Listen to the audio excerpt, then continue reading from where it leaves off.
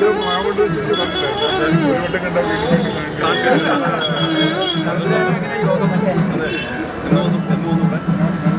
അതെ ഞാനും ഞാൻ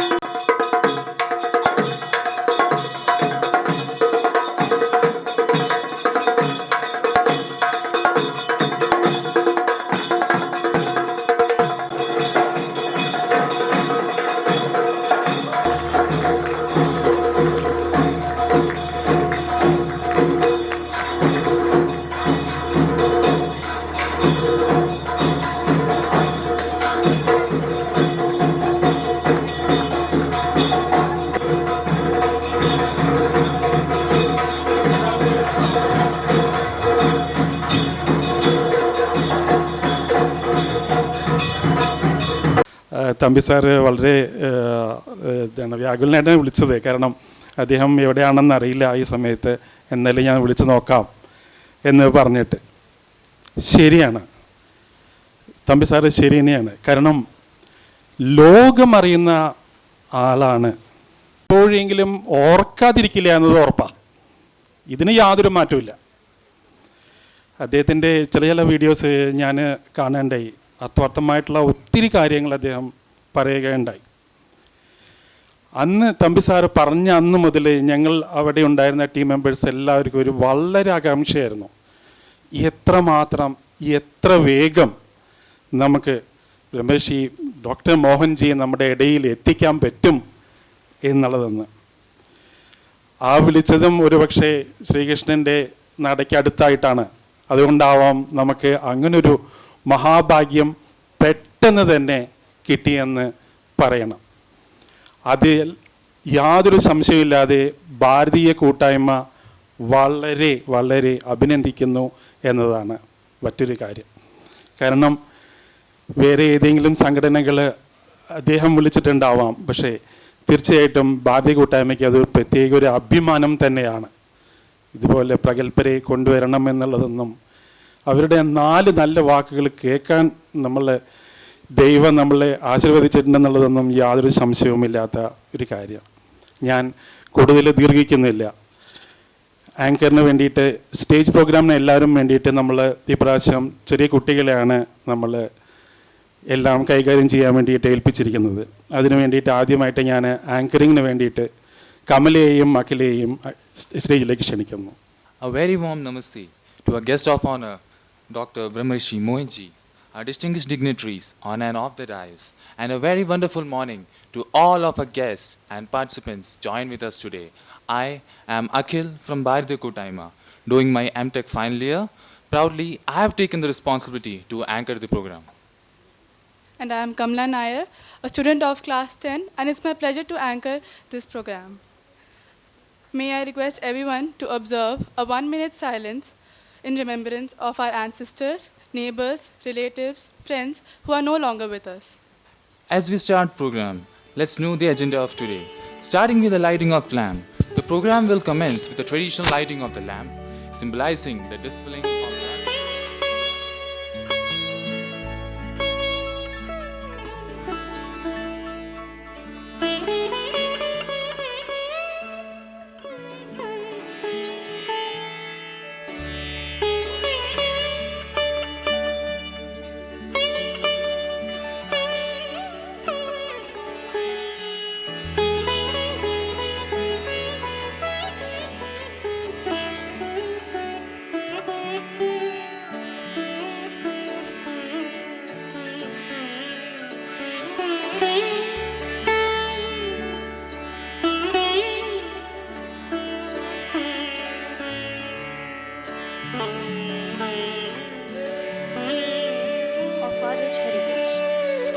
It was out of this deep realization that Bharatheeyam Koottayma was born. On September 20th, 2020, in Mayur Vihar Phase 3, 8 individuals came together with a simple yet powerful intention: to unite, to support, and to uplift.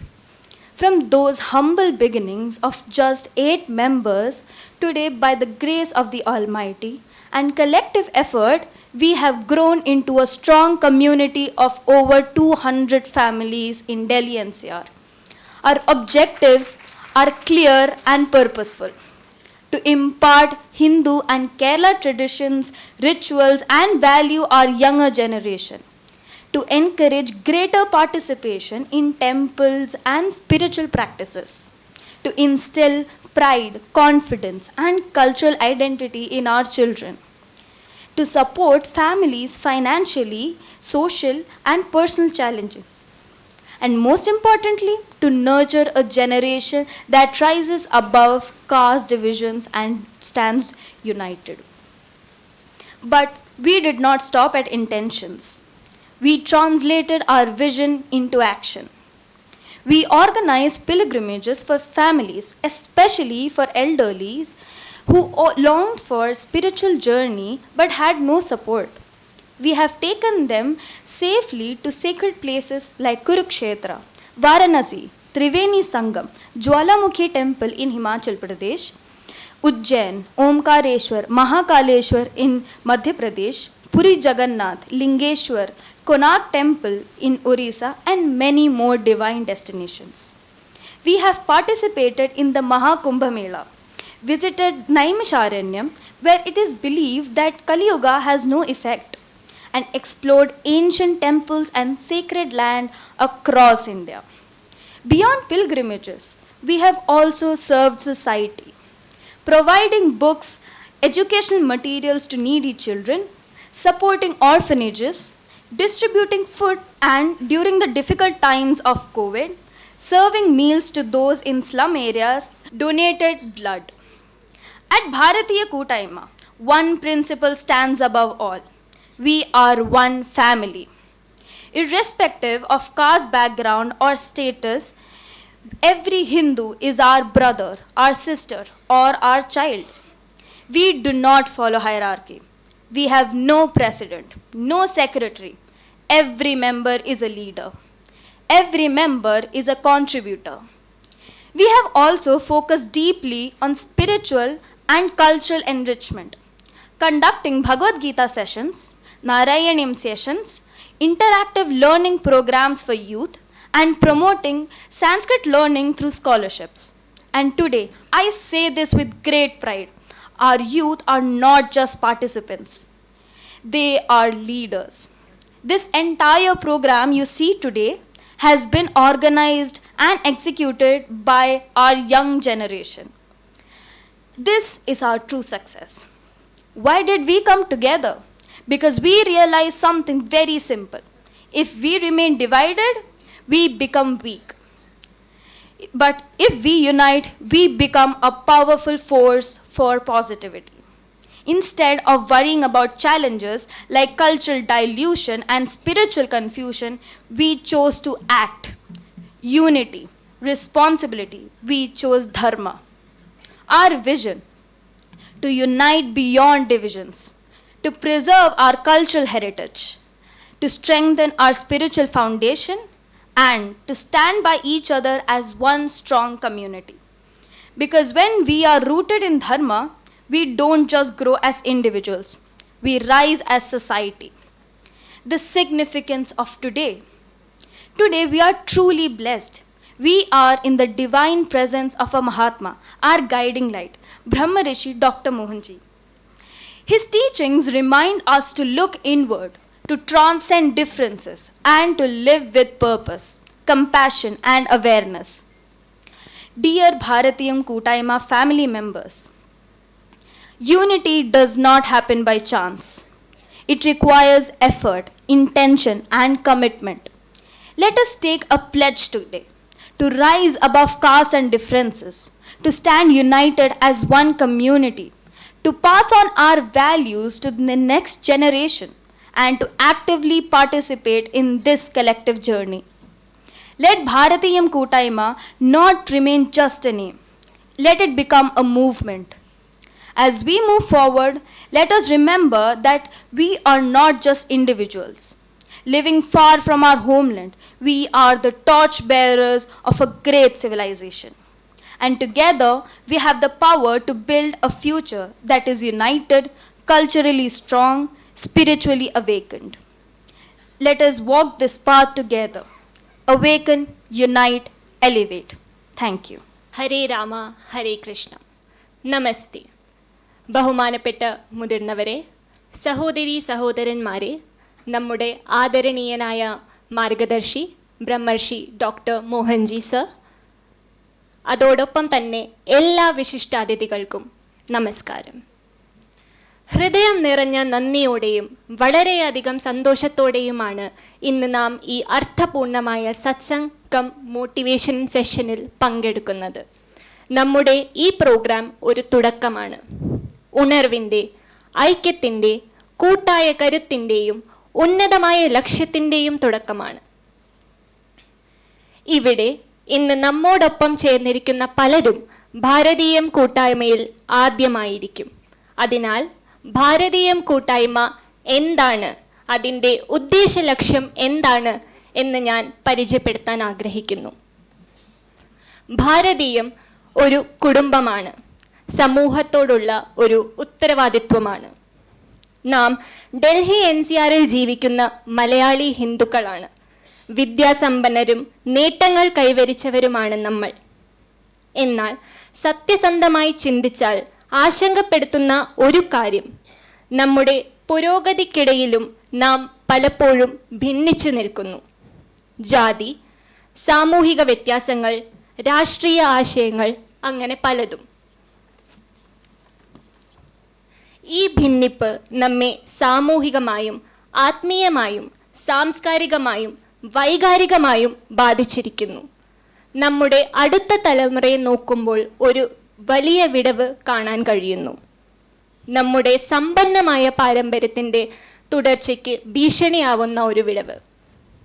ഈ തിരിച്ചറിവിൽ നിന്നാണ് ഭാരതീയം കൂട്ടായ്മ പിറന്നത്. 2020 September 20 Mayur Vihar face 3ൽ 8 വ്യക്തികൾ ചേർന്നാണ് ഈ കൂട്ടായ്മ രൂപീകരിച്ചത്. ഒന്നിക്കാൻ, പിന്തുണയ്ക്കാൻ, ഉയർത്താൻ. വെറും 8 അംഗങ്ങളുമായി തുടങ്ങിയ ആ എളിയ യാത്ര ഈശ്വരാനുഗ്രഹത്താലും കൂട്ടായ പ്രയത്നത്താലും ഈ ഡൽഹി NCRലുടനീളം 200-ലധികം കുടുംബങ്ങളുള്ള ശക്തമായ സമൂഹമായി വളർന്നിരിക്കുന്നു. ഇനി നമ്മുടെ ലക്ഷ്യങ്ങൾ. നമ്മുടെ ഇളം തലമുറയ്ക്ക് ഹിന്ദു കേരള പാരമ്പര്യങ്ങളും ആചാരങ്ങളും മൂല്യങ്ങളും പകർന്നു നൽകുക. ക്ഷേത്രങ്ങളിലും ആത്മീയ പ്രവർത്തനങ്ങളിലും കൂടുതൽ പങ്കാളിത്തം പ്രോത്സാഹിപ്പിക്കുക. നമ്മുടെ കുട്ടികളിൽ അഭിമാനവും ആത്മവിശ്വാസവും ഉറപ്പിക്കുക. സാമ്പത്തികമായോ സാമൂഹികമായോ ചാലഞ്ചസ് നേരിടുന്ന കുടുംബങ്ങളെ ചേർത്തു പിടിക്കുക. ഏറ്റവും പ്രധാനമായി ധർമ്മത്തിൽ ഒന്നായി നിലകൊള്ളുന്ന ഒരു ജനറേഷനെ വാർത്തെടുക്കുക. നമ്മൾ ഈ ദർശനത്തെ പ്രവൃത്തിയാക്കി മാറ്റി. നാം ആത്മീയ യാത്രകൾ സംഘടിപ്പിച്ചു. കുരുക്ഷേത്ര, വാരണസി, ത്രിവേണി സംഗം, ഹിമാചൽ പ്രദേശിലെ ജ്വാലാമുഖി ക്ഷേത്രം, ഉജ്ജൈൻ, ഓംകാരേശ്വർ, മഹാകാലേശ്വർ, ജഗന്നാഥ് പുരി, ഒഡീഷയിലെ കൊണാർക്ക് ടെമ്പിൾ തുടങ്ങിയ പുണ്യസ്ഥലങ്ങളിലേക്ക് നാം തീർത്ഥയാത്ര നടത്തി. നാം മഹാകുംഭമേളയിലും പങ്കെടുത്തു. കലിയുഗത്തിന് പ്രഭാവമില്ല എന്ന് വിശ്വസിക്കപ്പെടുന്ന നൈമിഷാരണ്യം സന്ദർശിച്ചു. നാം സമൂഹത്തിനായും സേവനം ചെയ്തിട്ടുണ്ട്. നിർധനരായ കുട്ടികൾക്ക് പഠനോപകരണങ്ങൾ നൽകി, അനാഥാലയങ്ങളെ സഹായിച്ചു, പുവർ ഫീഡിംഗ് നടത്തി. കോവിഡിൻ്റെ ദുരിതകാലത്ത് സ്ലം ഏരിയകളിൽ നമ്മൾ ഭക്ഷണം എത്തിച്ചു. ബ്ലഡ് ഡൊണേഷൻ ക്യാമ്പും നടത്താനിടയുണ്ടായി. ഭാരതീയം കൂട്ടായ്മ ഒരൊറ്റ കുടുംബമാണ്. ഞങ്ങൾക്ക് ശ്രേണികളില്ല, പ്രസിഡന്റോ സെക്രട്ടറിയോ ഇല്ല. ഓരോ മെമ്പറും ഒരു ലീഡറാണ്, ഒരു സംഭാവനയാണ്. ആത്മീയവും സാംസ്കാരികവുമായും നാം ശ്രദ്ധ കേന്ദ്രീകരിച്ചു. ഭഗവത്ഗീത ക്ലാസുകൾ, നാരായണീയ പാരായണങ്ങൾ, യൂത്തിനായുള്ള സംവാദാത്മക പഠന പരിപാടികൾ, സാൻസ്ക്രിത് പഠനം എന്നിവയും നടത്തിവരുന്നു. ഇന്ന് നമ്മൾ ഇത് വലിയ അഭിമാനത്തോടെ പറയുന്നു. നമ്മുടെ യുവത്വം വെറും പങ്കാളികളല്ല, അവർ നേതാക്കളാണ്. ഇന്ന് നിങ്ങൾ കാണുന്ന ഈ പരിപാടി മുഴുവൻ യുവതലമുറയാണ് സംഘടിപ്പിച്ച് നടപ്പിലാക്കിയിരിക്കുന്നത്. ഇതാണ് നമ്മുടെ യഥാർത്ഥ വിജയം. എന്തുകൊണ്ട് നാം ഒന്നിച്ചു? വളരെ ലളിതമായ ഒരു കാര്യം നാം തിരിച്ചറിഞ്ഞതുകൊണ്ടാണ്. നാം ഭിന്നിച്ചു നിന്നാൽ ദുർബലരാകും. എന്നാൽ നാം ഒന്നിച്ചു നിന്നാൽ നന്മയ്ക്കായുള്ള ശക്തമായ ഒരു പ്രസ്ഥാനമാകും. അതിനാൽ ഞങ്ങൾ പ്രവർത്തിക്കാൻ തീരുമാനിച്ചു. ഐക്യം തിരഞ്ഞെടുത്തു, ഉത്തരവാദിത്വം തിരഞ്ഞെടുത്തു, ധർമ്മം തിരഞ്ഞെടുത്തു. നമ്മുടെ ദർശനം: വിഭജനങ്ങൾക്കപ്പുറം ഒന്നിക്കുക, സാംസ്കാരിക പൈതൃകം കാത്തുസൂക്ഷിക്കുക, ആത്മീയ അടിത്തറ ശക്തിപ്പെടുത്തുക, ഒരു ശക്തമായ സമൂഹമായി പരസ്പരം താങ്ങായി നിലകൊള്ളുക. ഇന്ന് നാം യഥാർത്ഥത്തിൽ അനുഗ്രഹീതരാണ്. ഒരു മഹാത്മാവിൻ്റെ ദിവ്യ സാന്നിധ്യത്തിലാണ് നാം. നമ്മുടെ വഴികാട്ടിയായ ബ്രഹ്മർഷി ഡോക്ടർ മോഹൻജി സർ. ഉള്ളിലേക്ക് നോക്കാനും വ്യത്യാസങ്ങൾ മറികടക്കാനും ലക്ഷ്യബോധത്തോടെയും കാരുണ്യത്തോടെയും കൂടി ജീവിക്കാനും അദ്ദേഹത്തിൻ്റെ ഉപദേശങ്ങൾ നമ്മെ ഓർമ്മപ്പെടുത്തുന്നു. ഇന്ന് നമുക്ക് ഒരു പ്രതിജ്ഞയെടുക്കാം. ജാതിക്കും വ്യത്യാസങ്ങൾക്കുമപ്പുറം ഉയരാൻ, ഒരു സമൂഹമായി ഒറ്റക്കെട്ടായി നിലകൊള്ളാൻ, നമ്മുടെ മൂല്യങ്ങൾ അടുത്ത തലമുറയ്ക്ക് കൈമാറാൻ, ഈ കൂട്ടായ യാത്രയിൽ സജീവമായി പങ്കെടുക്കാൻ. ഭാരതീയം കൂട്ടായ്മ വെറുമൊരു പേരായി ഒതുങ്ങാതിരിക്കട്ടെ, അതൊരു പ്രസ്ഥാനമായി മാറട്ടെ. ഒരുമിച്ച് നമുക്കൊരു ഭാവി കെട്ടിപ്പടുക്കാൻ കഴിയും. ഐക്യമുള്ള, സാംസ്കാരികമായി ശക്തമായ, ആത്മീയമായ ഉണർന്ന ഒരു കൂട്ടായ്മ. നമുക്ക് ഈ പാതയിൽ ഒരുമിച്ച് നടക്കാം. ഉണരുക, ഒന്നിക്കുക, ഉയരുക. നന്ദി, നമസ്തേ. Thank you, Lashmi and Ashwati. Moving on to the welcome address, I would like to invite Ms. Aishwarya Anil to deliver the welcome speech. Thank you, Kamla. Namaskaram. I'm Aishwarya. I'm pursuing PhD in psychology and work as school counselor. It is my privilege to deliver the welcome speech. Om Sarve Bhavantu Sukhinah, Sarve Santu Niramayah, Sarve Bhadrani Pashyantu, Ma Kashchita Dukkhabhag Bhavata. It means, may all be happy, may all be free from illness, may all see auspiciousness in all things, may no one experience suffering. Om Gan Ganapate Namaha. Respected Shri Brahmarishi Dr. Mohanji Sir, honorable dignitaries, esteemed members of Bharatheeyam Koottayma, other distinguished guests, dear members of Mohanji's family, and my dear friends. A very warm and heartfelt welcome to each one of you gathered here for this auspicious day at the sacred Karthiyani auditorium of Uttara Guruvairappan Temple.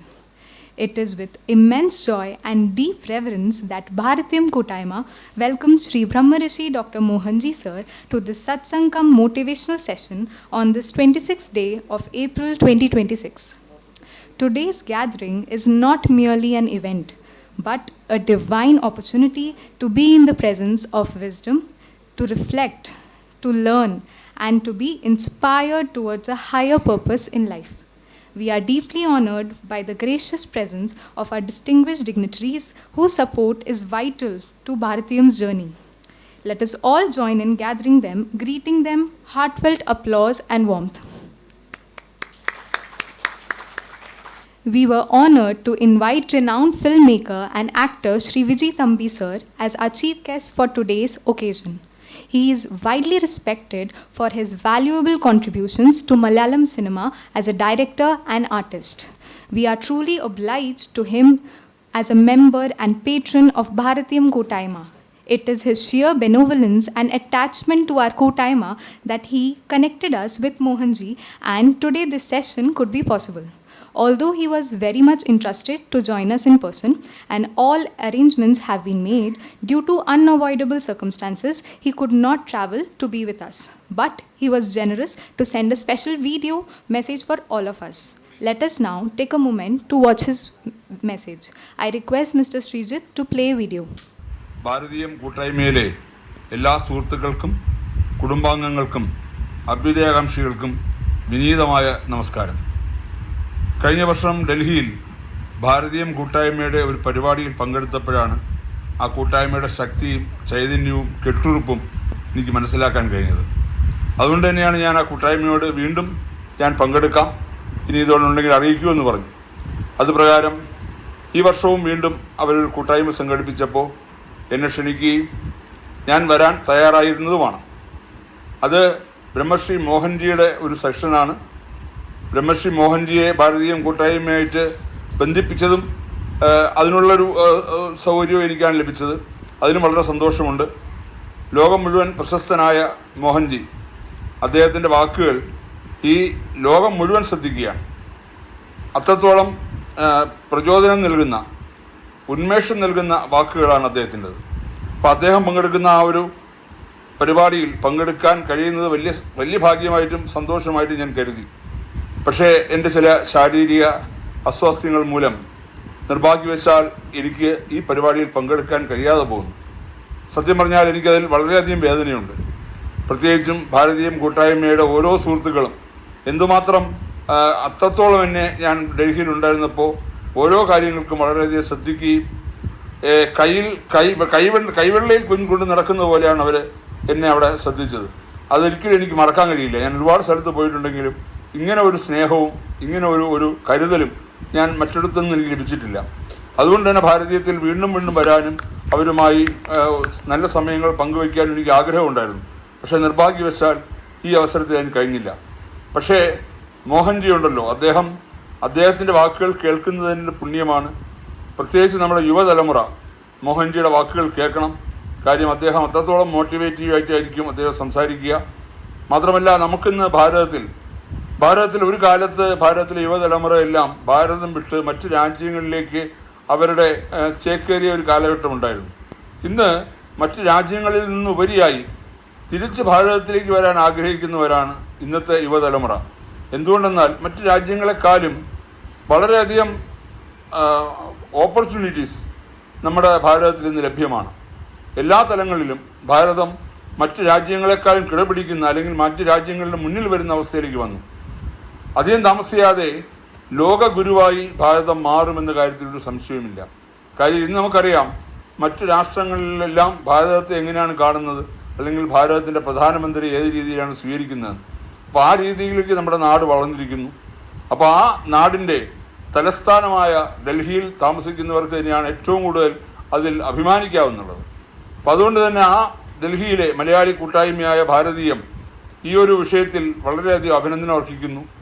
പ്രത്യേകിച്ചും മോഹൻജിയുടെ ഈ ഒരു speech, അതുപോലെ ഇത്തവണത്തെ ഈ ഒരു കൂട്ടായ്മ, ഇതെല്ലാം ഒരു വൻ വിജയമായി തീരട്ടെ.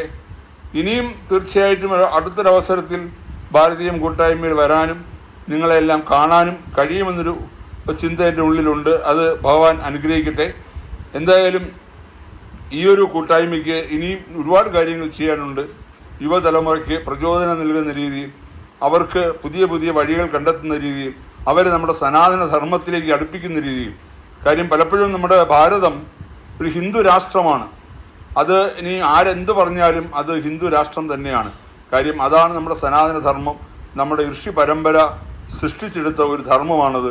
ആ ധർമ്മത്തിലൂന്നിയാണ് ഭാരതം എല്ലാ കാലത്തും നിലനിന്നിട്ടുള്ളത്. ലോകത്തെ എല്ലാ സംസ്കാരങ്ങളും നശിച്ചു പോയപ്പോഴും ഭാരതീയ സംസ്കാരം ഇന്നും അതിൻ്റെ ഏറ്റവും ഉന്നതമായ നിലയിൽ നിലനിൽക്കാനുള്ള കാരണം തന്നെ നമ്മുടെ ഋഷി പരമ്പര സമ്മാനിച്ച ഈ ഒരു സനാതന ധർമ്മമാണ്. ആ സനാതന ധർമ്മത്തെ അടിസ്ഥാനമാക്കിയാണ് നാം ഓരോരുത്തരും ജീവിക്കേണ്ടത്. കാര്യം ഭാരതത്തിൽ ജനിക്കുന്ന ഓരോരുത്തരും ഭാരതീയരാണ്, ഭാരതീയ സങ്കല്പത്തിൽ ജീവിക്കേണ്ടവരാണ്. അതിന് ജാതി മത ഭേദ വർണ്ണവർഗ വ്യത്യാസങ്ങളൊന്നും വേണ്ട. കാര്യം നമ്മൾ ഓരോരുത്തരും നമ്മൾ ഏകോദര സഹോദരന്മാരായി കഴിയണം, നമ്മൾ ഭാരതീയരായി കഴിയണം. ഏത് നാട്ടിൽ ജീവിച്ചാലും ഏത് രാഷ്ട്രത്തിൽ ജീവിച്ചാലും നാം എല്ലാം ഭാരതീയരാണ്. യഥാർത്ഥത്തിൽ പറഞ്ഞാൽ ഭാരതത്തിൻ്റെ പുറത്ത് ഒരുപാട് സഞ്ചരിച്ചിട്ടുള്ള വ്യക്തിയാണ് ഞാൻ. അവിടെ എല്ലാം ചെല്ലുമ്പോൾ ആ ഭാരതീയരായ ആൾക്കാരുടെ ഒരു കൂട്ടായ്മ, അത് ഏത് നാട്ടിലായാലും ശരി, ആ ഒരു കൂട്ടായ്മ വളരെ ശക്തമാണ്. അത് US-ലായാലും UK-യിലായാലും ഗൾഫ് രാജ്യങ്ങളിലായാലും അതുപോലെ ഈ സിംഗപ്പൂരും മലേഷ്യ അങ്ങനെയുള്ള ഏത് രാഷ്ട്രത്തിൽ ചെന്നാലും അവിടെ എല്ലാം ആ കൂട്ടായ്മയുണ്ട്. അപ്പോൾ അത് നമ്മൾ ഭാരതത്തിലെ മറ്റ് സംഘടനകളും ഭാരതീയം പോലുള്ള സംഘടനകളും ഇത്തരം കൂട്ടായ്മകളെ നമ്മൾ കൂടെ ചേർക്കണം. അതിന് ഏറ്റവും പ്രയോജനപ്പെടുന്ന അല്ലെങ്കിൽ അതിന് ഏറ്റവും ഒരു ഗുണകരമാവുന്നൊരു വ്യക്തി എന്ന് പറയുന്ന ബ്രഹ്മർഷി മോഹൻജിയാണ്. അദ്ദേഹത്തിന് ഭാരതത്തിന് പുറത്ത് ഒരുപാട് രാജ്യങ്ങളിൽ അദ്ദേഹത്തിന് അതിനുള്ള സംവിധാനങ്ങളുണ്ട്. അപ്പോൾ അദ്ദേഹം ഒരുപാട് നല്ല കാര്യങ്ങൾ അദ്ദേഹം ചെയ്യുന്നുണ്ട്. ഇപ്പോൾ നമ്മുടെ കേരളത്തിൽ തന്നെ കഴിഞ്ഞ പ്രാവശ്യം നടന്ന നമ്മുടെ മാഘമഹം, അതായത് കേരളത്തിൻ്റെ കുംഭമേള, അത് ഏറ്റവും വളരെ പ്രാധാന്യമുള്ളൊരു കർമ്മം നിർവഹിച്ചത് മോഹൻജിയാണ്. അദ്ദേഹം എല്ലാ ദിവസവും അവിടെ ഉണ്ടായിരുന്നു. അദ്ദേഹത്തിൻ്റെ വകയാണ് അവിടെ വന്ന ലക്ഷക്കണക്കിന് ആൾക്കാർക്കുള്ള അന്നദാനം അദ്ദേഹമാണ് ചെയ്തത്. അതുപോലെ തന്നെ അദ്ദേഹത്തിൻ്റെ ഒരുപാട് പ്രയത്നങ്ങളുണ്ടായിരുന്നു. അദ്ദേഹത്തിൻ്റെ അമ്മു ചാരിറ്റബിൾ സൊസൈറ്റിയുടെ പേരിലും അല്ലെങ്കിൽ മോഹൻജി ഫൗണ്ടേഷൻ്റെ പേരിലും എല്ലാം ഒരുപാട് കർമ്മങ്ങൾ അവിടെ നിർവഹിച്ചു. അതുപോലെ അദ്ദേഹം ഒരുപാട് സ്ഥലത്ത് യാത്ര ചെയ്യുന്നു. കേരളത്തിൽ മാത്രമല്ല, അദ്ദേഹം ഭാരതത്തിൻ്റെ ഓരോ കോണിലും എത്തുന്നു, ലോകത്തിൻ്റെ ഓരോ കോണിലും എത്തുന്നു. അതുപോലെ അത്രയും പ്രശസ്തനായ അത്രയും തിരക്കുള്ളൊരു വ്യക്തിയെ ഭാരതീയം എന്ന കൂട്ടായ്മയ്ക്ക് ലഭിച്ചത് തന്നെ ഭാഗ്യമായി കാണണം. അപ്പോൾ അതുകൊണ്ട് തന്നെ ഈ ഒരു കൂട്ടായ്മയുടെ മോഹൻജിയുടെ ഈ പരിപാടിയിൽ എല്ലാ ആൾക്കാരും കുടുംബസമേതം പങ്കെടുക്കണം, കുഞ്ഞുങ്ങളെ കൊണ്ടുവരണം. അവർക്കുമെല്ലാം വളരെ മോട്ടിവേഷൻ നൽകുന്നതായിരിക്കും ഇത്. എന്തായാലും ഭാരതീയം കൂട്ടായ്മയുടെ ഈ ഏപ്രിൽ 26 നടക്കുന്ന മോഹൻജിയുമായിട്ടുള്ള ഈ സെക്ഷൻ വൻ വിജയമായിട്ട് ബ്രഹ്മശ്രീ മോഹൻജിയുടെ വാക്കുകൾ ശ്രമിക്കാൻ നിങ്ങൾക്ക് കഴിയട്ടെ. അത് ഓരോന്നും നോട്ട് ചെയ്ത് വെച്ച് അത് നമ്മുടെ ജീവിതത്തിൽ പകർത്താൻ കഴിയട്ടെ. അപ്പോൾ ഈ ഒരു പരിപാടിക്കും ബ്രഹ്മശ്രീ മോഹൻജിക്കും ഭാരതത്തിലെ ഭാരതീയ കൂട്ടായ്മയിലെ ഓരോരുത്തർക്കും എൻ്റെ അകമഴിഞ്ഞ വിജയങ്ങൾ ആശംസിക്കുന്നു. വീണ്ടും നമുക്ക് എത്രയും പെട്ടെന്ന് കാണാമെന്ന ആഗ്രഹം എനിക്കുണ്ട്. അതിന് ജഗദീശ്വരൻ അനുഗ്രഹിക്കട്ടെ എന്ന് പ്രാർത്ഥിക്കുന്നു. എല്ലാവർക്കും ഒരിക്കൽ കൂടി എല്ലാ വിജയങ്ങളും ആശംസിക്കുന്നു. നന്ദി, നമസ്കാരം. സ്വാമിയെ ശരണമയ്യപ്പ. Thank you, Sri Vijay Thambi sir, for your kind words for Bharatheeyam and motivating our youngsters through your message. It is with great pleasure I introduce Sri Brahmarishi Dr. Mohanji, who is a globally respected spiritual guide and humanitarian whose teachings focus on compassion, self-awareness, and selfless service. Through the Mohanji Foundation and its various global platforms, he has created a movement that inspires individuals to live consciously and contribute positively to society. His message of one world, one family encourages unity, kindness, and respect for all living beings. Mohanji's activities span spiritual guidance, Vegan voice. His core teaching, Be You, emphasizes self-awareness and self-acceptance, encouraging people to embrace their true potential and live a life of purpose, promoting the shift from humankind to kind humans. Under his leadership, the Mohanji Foundation has grown exponentially, with 19 registered foundations across 6 continents and 12 centers of benevolence and peace. Driven entirely by volunteers, these organizations foster harmony and compassion, supporting communities in over 90 countries. Through humanitarian organizations such as the ACT Foundation and Amukare Charitable Trust, Mohanji founded platforms provide food, clothing, education, and healthcare, as well as disaster relief.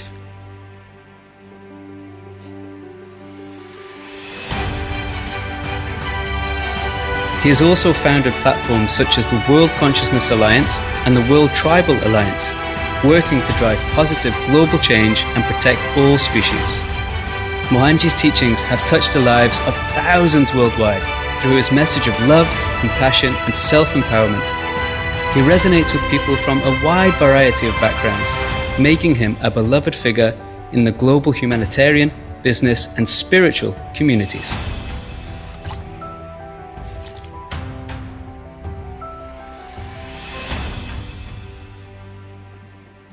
നല്ലൊരു കയ്യടിയാവും അല്ലേ? ഇപ്പം നോക്കൂ, വേറെ ഒരു കാര്യം കൂടി നമുക്ക് അറിയേണ്ടതുണ്ട്. ഡോക്ടർ മോഹൻജി നമുക്ക് വേണ്ടിയിട്ട്, അല്ലെങ്കിൽ നമ്മുടെ നോർത്ത് ഇന്ത്യൻസിന് വേണ്ടിയിട്ട് വലിയൊരു ഗുരുവായൂരപ്പൻ്റെ അമ്പലം. ഓം നമോ ഭഗവതേ വാസുദേവായ. ഓം നമോ നാരായണായ. Guruvayurappan is coming back to Vrindavan.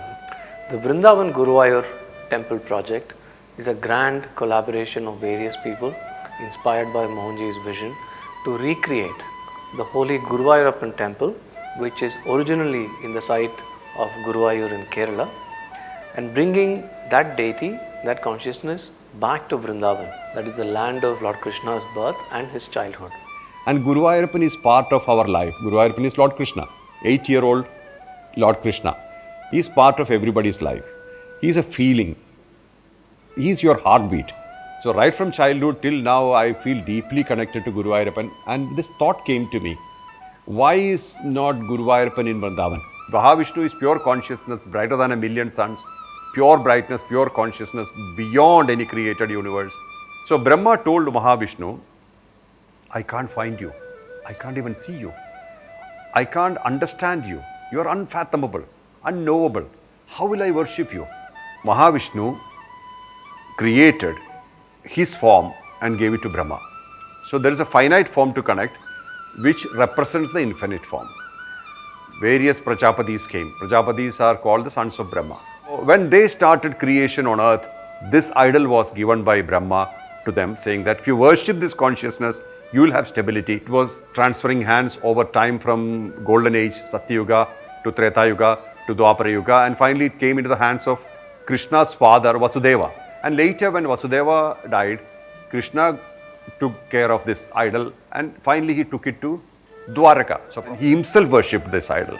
This is a grand project which is meant to bring various streams of worship, bring the southern and the northern styles of puja and the rituals together, and also serve as a portal for the whole world to connect to the consciousness of Guru Ayurappa.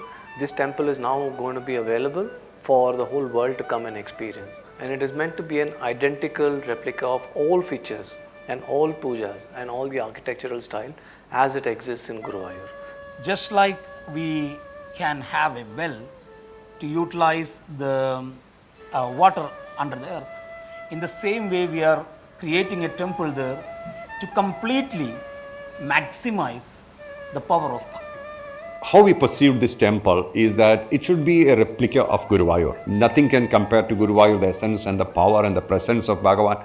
That's completely different.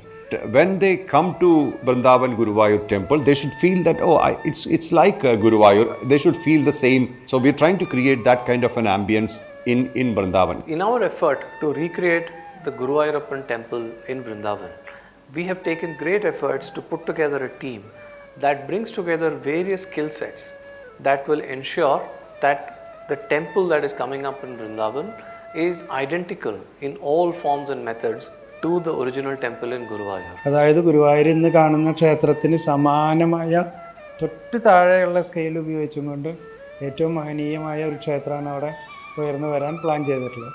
The idea is Guruvayurpan should come back as a prince, where he should look after the things around him. There are so many widows who, when their husbands die, they decide to come to Vrindavan and spend the rest of their life in Vrindavan, in Krishna's land. So I had this plan that we will make an accommodation for about 100 such women who are old and sick, and we take care of them. They can worship Krishna in the temple, rest of their life taken care of fully. Also, one other thing which I wanted to think or do was continuously there will be saptahs, 7 days chanting or praying of reading of certain books like Bhagavatam, Bhagavad Gita, Uddhava Gita, etc. So that various people in various languages who are experts in this can come and perform it as offering to Lord Krishna. And this will be auto-translated to various languages. People who want to listen in their language, they are welcome to do that, auto-translated, so that they will understand the essence of it clearly. The unity of South and North traditions of worship, so that's another aspect that's very important about this project. Why Mahakshetras are significant? As they have the Pancha Prakaras, Mahakshetras are designed to help a person in completing the Panchakrityas or the Panchadharmas. So, as they are helping an individual to complete all his 5 dharmas, such temples are revered as the backbone of our culture. That's why Mahakshetras are so significant. We would like to have the rituals, all the ceremonies exactly like what's happening in Guruvayur. No compromises. Anybody who loves Krishna can come and worship. Anybody who loves Lord Krishna are welcome to come and have his darshan, worship. So when a devotee is entertaining the idea of participating in the construction of a temple, from that point onwards, his intelligence, his mind, his words and his wealth is completely begin to get purified. And when he do that with devotion to Guru Ayurappan, devotion to Lord, that is the time when he get that connection with the God and create a state what we call Yogakshema. So as Krishna says, Yogakshemam vahamyaham. The moment we begin to use ourselves as a tool for the temple, from that point onwards, our Yogakshemam is with Krishna, and he will do the needful for us. Anybody can connect to him. Like he can be connected as a child, as a boy, as a lover, as a youth, as a warrior, as a king. He can be connected in every level. And Krishna is such a powerful enigma which nobody can ignore. His presence was so powerful. Even now, his presence is powerful. And all his teachings have relevance even today. So if his teachings are really understood, I believe there will be stability in people. Extreme stability. And when people are stable, society is stable. When society is stable, country is stable. When countries are stable, the whole world is stable. Krishna is a full realized avatar, complete avatar. And his job on earth was to bring stability to earth. This project, as I explained, has an opportunity for people of all denominations, of all faiths. There's place for everybody to contribute. You can contribute in terms of your time, you can contribute in terms of resources and money, you can also contribute in terms of skills. Work on the site has started, the Bhumi Puja has already happened, the preparatory work in Kerala is already underway, and shortly construction on the site is also going to begin. I believe this project is not a normal project because this is not just a Krishna temple. It's the landing of a particular vision that Bhagavan Krishna is beyond a form. He is beyond everything. And that should go to people not to propagate anything, but as an experience of care, protection, love, etc. And anybody who is participating, I'm sure their life will be enhanced. This is orchestrated and delivered by Mohanji Bharat Welfare Foundation. Apart from this, this is not for this foundation. This is for the world. Any temple you take, any temple, that temple is not for this generation only. It is for generations to come. We don't even know who will be benefited from it. Temple is Shata Makha Samam Kshetram. A temple is like you are doing 100 yagas. And because of that, as the Sankalpa is so big, the effect and the efficiency of giving great result for individual, for the society and for the nation is far high in case of temple compared to individual yajnas. That is also the reason why we should all participate in whatever way we can for that great purpose. We'll share what we're doing to the world. Everything will be transparent, everything will be audited, and everybody can see what's going on. It's a collective effort. We are all bringing Krishna together to Vrindavan, and that's a big deal, and that we should do together. This is a project not just of Mohanji Bharat Welfare Foundation or Mohanji Foundation. This is a project that would like to welcome everybody from across the world. Either you are a Krishna lover, or you are a lover of temples, or you are a lover of the land of Bharat, or you are a lover of the Supreme Consciousness. All of you are welcome. You can contact us through our website, through our email ID, through any of our social media handles. We have an Insta handle, we have a Facebook handle and a YouTube handle. Contact us through the comments or through any of these, and we will write back to you, and we'd be most happy to welcome you on board. This needs the collaboration of people all across the world, and we look forward to having a large team that can work together in celebrating the glory of Lord Guruvayurappan coming back to Vrindavan. All the people who really understood what we're doing will not hesitate to participate. You're welcome.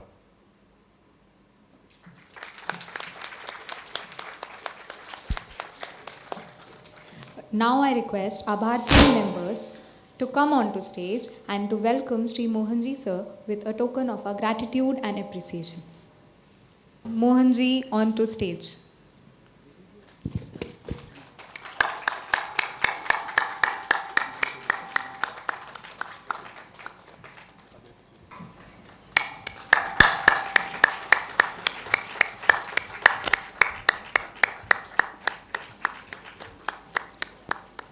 Next brief is about Dr. Ramesh Nambiar sir. He is a distinguished leader and social activist known for his deep commitment to preserving and promoting traditional Indian values and Sanatana Dharma. As president of Arsha Dharma Parishad, he actively spearheads efforts to spread spiritual wisdom and cultural heritage among communities. Dr. Nambiar's work bridges ancient knowledge with contemporary relevance, inspiring many to live a life rooted in dharma, compassion, and service. His leadership and philanthropic activities have earned him great respect within spiritual and social circles. We welcome Dr. Ramesh Nambiar sir onto stage. Next, I am going to welcome Sri Sai Krishna Rajgopal sir. He is the founding and managing partner of Sai Krishna and Associates. Sri Sai Krishna ji is a distinguished legal professional known for landmark litigation and exceptional advocacy.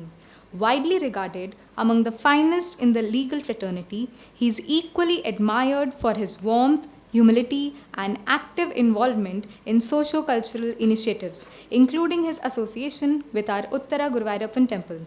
We are truly honored and blessed by your presence. Okay. Next, I am going to welcome Sri Srinivasan Tamburan sir.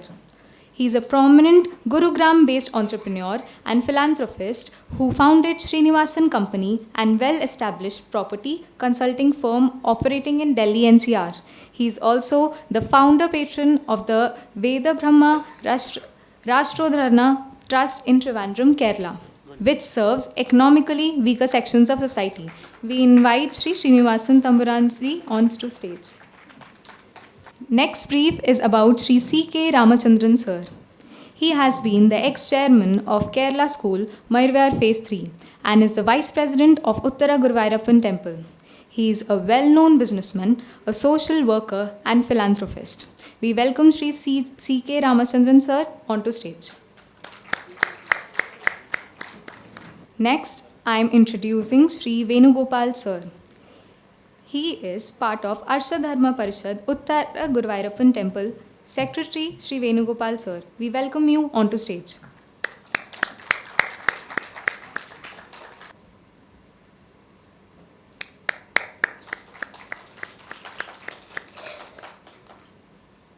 Now I would like to welcome Sri K.M. Anil Kumar sir, founder Bharatheeyam Koottayma, onto the stage.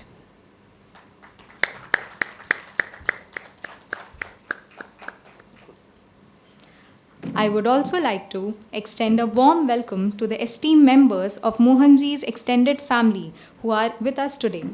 Members of Mohanji's Youth Club, Ms. Arushi, Ms. Nayana Nair, Mr. Mohanish Barapatre, the Mohanji Ka Angan team, ably led by Colonel Dr. Nikita, who is heading the Delhi Cant Angan Center, and Angan students, Master Ritik, Master Rohit, and Angan teacher, Ms. Kiran Rana and Ms. Nikita, and counselor, Ms. Nidhi Sharma, and the dedicated members of Mohanji's office, Ms. Pooja Gandhi, Thea Klinkov, and Georgia. We would also like to welcome all members of Arsha Dharma Parishad and Balakokulam fraternities and other dignitaries. Your presence adds immense value and warmth to this gathering. At this moment, I would also like to specially acknowledge the tremendous effort put in by the organizers, Bharatheeyam Koottayma, and the entire team behind this event. Their dedication, coordination, and silent hard work have made this beautiful gathering possible. A very special word of appreciation goes to all the young volunteers and participants. Your energy, enthusiasm, and commitment are truly inspiring. You are not just participants today, you are the torchbearers of tomorrow. And to all the youngsters present here as attendees, we warmly welcome you to make the most of this wonderful and uplifting session. Dear young friends and respected elders, today's session with Brahma Rishi Dr. Mohanji is designed to be a highly interactive one. This is your opportunity not just to listen, but to engage, to express, and to explore. I encourage each one of you to speak your mind freely, ask questions, seek clarifications, and open your hearts to learning. There are no small questions when it comes to growth and understanding. Dear friends, in today's fast-paced world, moments like these offer us a pause, a chance to reconnect with our inner selves and rediscover the path of clarity, purpose, and compassion. Under the guidance of Sri Brahma Rishi Dr. Mohanji, we are certain to receive insights that will illuminate our minds and uplift our spirits. On behalf of Bharatheeyam Koottayma, I once again extend a heartfelt welcome to everyone present here. May this session be enriching, enlightening, and truly transformative for all of us. With all your goodwill and blessings, let us advance this session. Thank you. Om Namo Bhagavate Vasudevaya. Over to Kamla. Thank you, Aishwarya. Next, we have a devotional song. First, may I invite Master Ritik from Brahmashri Dr. Mohanji's Angan. Also, now I would like to invite Master Mohit, also from Brahmarshi Dr. Mohanji Sangan, to kindly come on stage to render the devotional song. प्रणाम मोहन जी, हम Delhi cantt आंगन school से आए हैं आपको एक भजन सुनाने के लिए। नाम है तेरा तारनहारा, कब तेरा दर्शन होगा, जिनकी प्रतिमा इतनी सुंदर, वो कितना सुंदर होगा, वो कितना सुंदर होगा। नाम है तेरा तारनहारा, कब तेरा दर्शन होगा, जिनकी प्रतिमा इतनी सुंदर, वो कितना सुंदर होगा, वो कितना सुंदर होगा। नाम है तेरा तारनहारा, तुमने तारे लाखों प्राणी, ये संतों की वाणी है। तुमने तारे लाखों प्राणी, ये संतों की वाणी है। तेरी छवि पे ओ मेरे भगवन, ये दुनिया दीवानी है, ये दुनिया दीवानी है। भाव से तेरी पूजा रचाऊं, जीवन में मंगल होगा, जिनकी प्रतिमा इतनी सुंदर, वो कितना सुंदर होगा, वो कितना सुंदर होगा। नाम है तेरा तारनहारा, कब तेरा दर्शन होगा, जिनकी प्रतिमा इतनी सुंदर, वो कितना सुंदर होगा, वो कितना सुंदर होगा। नाम है तेरा तारनहारा। Thank you, thank you. Thank you Hrithik and Mohit. ഇവർക്ക് വേണ്ടി നല്ലൊരു കയ്യടി. ഇത്രയും ब्यूटीफुल ആയിട്ട് बहुत अच्छी तरीके से इन लोगों ने ये यहाँ प्रेजेंट किया है. I cordially invite Shri Mohan ji to kindly present token of appreciation to Master Hrithik and Master Mohit.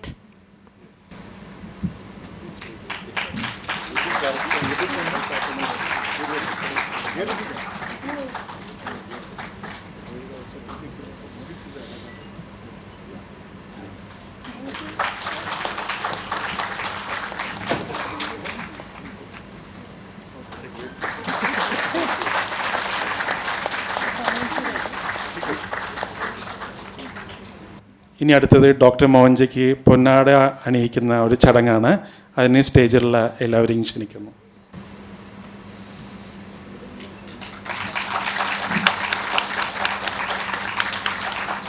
അല്ല,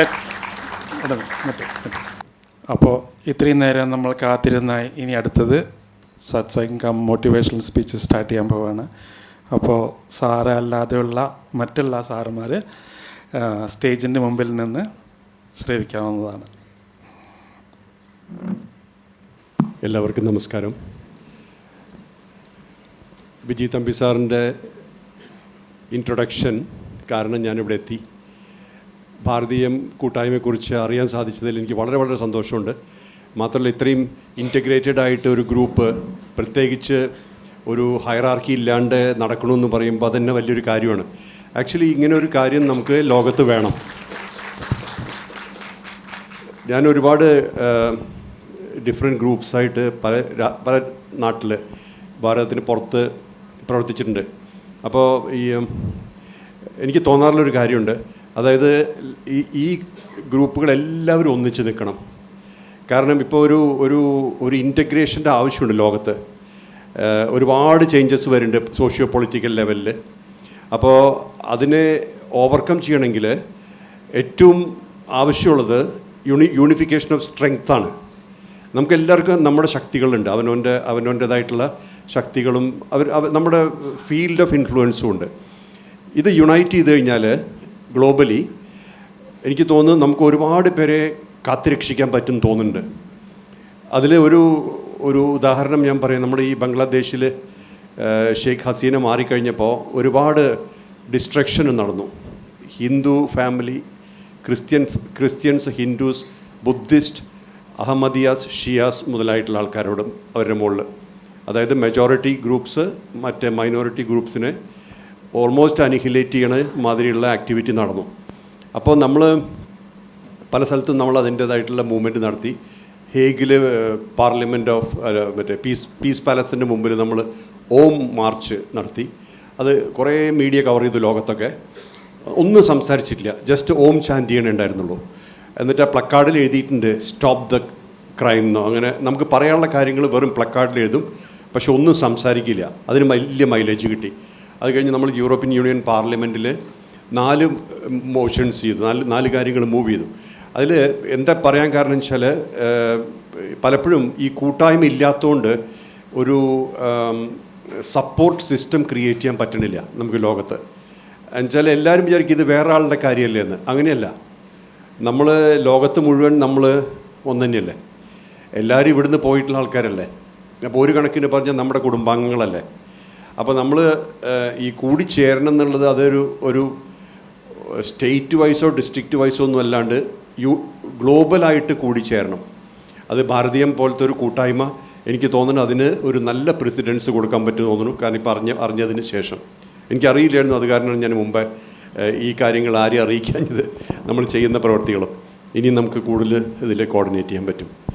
പിന്നെ രണ്ടാമത്തെ കാര്യം, I will speak in English but let me get the momentum before that. ഈ ഹിന്ദു രാഷ്ട്രം അല്ലെങ്കിൽ ഹിന്ദു എന്നുള്ള ഒരു particular identity ഇപ്പോൾ ഈ സംഭവിക്കുന്ന കാര്യങ്ങൾക്കൊക്കെ ഒരു മറുപടിയാണത്. അതായത് അറിവില്ലായ്മ, എന്താണ് നമ്മുടെ സംസ്കാരം, പൈതൃകം അറിയാതിരിക്കുക, അതിൻ്റെയൊക്കെ ഒരു സ്റ്റെപ്പായിട്ട് റിച്വൽ ഒരു സൊല്യൂഷനായിട്ടല്ല ഞാൻ പറയണേ. ഒരു ആക്ടിവിറ്റി റിച്വൽ അല്ല സൊല്യൂഷൻ. പക്ഷെ അതിനെക്കുറിച്ച് ഒരു അറിവുണ്ടാവുന്ന സമയത്ത് നമുക്ക് അത് അനുഭവിച്ച് അല്ലെങ്കിൽ ഒരു അനുഭവവേദ്യമായി മാറും. We can experience it. Once you start experiencing it, you will feel connected to it. What you cannot experience, it's very difficult to connect. അതൊരു ബുദ്ധിമുട്ടുണ്ട് നമുക്ക്. അപ്പോൾ നമ്മളൊക്കെ ഹിന്ദുവാണ്. അത് നമ്മുടെ സന്തുലിതാവസ്ഥ, ഈക്വിലിബ്രിയം, അതേപോലെ തന്നെ സ്റ്റെബിലിറ്റി, ഇതെല്ലാം കൊണ്ട് നമ്മൾ വേൾഡിനെ ലീഡ് ചെയ്യാനുള്ള കപ്പാസിറ്റി ഉണ്ട് നമുക്കുണ്ടത്. അതാണ് ഞാൻ പറയണത്. ഇപ്പോൾ നോക്കിയാണ് നമ്മുടെ ഇവിടുത്തെ എന്തൊക്കെ ലോകത്ത് സംഭവിക്കുന്നുണ്ടെങ്കിലും ഭാരതത്തിന് അതിൻ്റേതായിട്ടുള്ളൊരു സ്റ്റെബിലിറ്റി ഇപ്പോഴും ഉണ്ട്. കാരണം അത്ര വലിയ പൈതൃകം നമുക്കുണ്ട്. അതൊരു ജാതിയുടെയോ മതത്തിൻ്റെയോ മേലിൽ അത് ഉണർന്നിരിക്കുന്ന സമയത്തുള്ള കാര്യങ്ങളത്. അതിൽ വേൾഡ് ഡിവൈഡ് ചെയ്യേണ്ടതല്ല. അപ്പോൾ അതെന്താ ഞാൻ ഇൻട്രൊഡക്ഷനായിട്ട് പറയാൻ കാരണം വെച്ചാൽ നേരത്തെ സംസാരിച്ച ഈ ഭാരതീയം കൂട്ടായ്മയുടെയും ഒക്കെ അറ്റംപ്റ്റും എഫേർട്സും കാണുമ്പോൾ അതിൽ എനിക്ക് ഒരുപാട് നന്നായി തോന്നുന്നുണ്ട്. മാത്രമല്ല അത് ഇനിയും ഇതിൻ്റെ അടുത്ത ലെവലിലേക്ക് കൊണ്ടുപോകാൻ പറ്റും തോന്നുന്നുണ്ട്. പിന്നെ യൂത്തിൻ്റെ കാര്യം പറഞ്ഞു. Youth, I'll take your questions later. See, we were talking about youth and the youth of the world. You know, we must understand one thing. Why are the youth of the world indifferent? Because their interaction is with their mobile phones, not with people. We can live without eye contacts these days. We don't need eye contact. We can live without it and we'll be fine. And that's exactly why we don't really care. If something happens in some place, that's in another location, it doesn't really matter. See, I have a lot of following in Iran. So many people died recently. Not our people, fortunately none of our people, the people who follow me, were not affected. But the entire country is affected because of the war. But our people, they integrated themselves with each other. That was one of the things which I told them. See, nobody is coming from outside to help you. Nobody can. In a situation of crisis, we are helpless. We cannot help you. But you can help each other. If you have 2 bread, you can give 1 bread to the other. So it's a time when we have to dig into our resources and share it and make a community. This is happening in the world. And don't think that the war is over. In a recent discussion which I was participating between governments, I asked this question, is the war over? They said, no, it's just rest time kind of thing. It's a temporary peace. These two things are always in the world. Some people agree, some people disagree. Some people say you're good, some people say you're bad. That will always be part of it. But we do our thing. We do our job, our dharma we should do. So there was a conference with some socio-political leaders. I was invited into it. So one of the people asked me from Germany, he said, what's your motivation?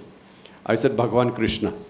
He landed Kali Yuga. Basically, when he decided to complete his avatar and depart from Earth zone physically, he left behind one message. And that message is, be practical. You see? Be practical. He didn't leave a message of be spiritual.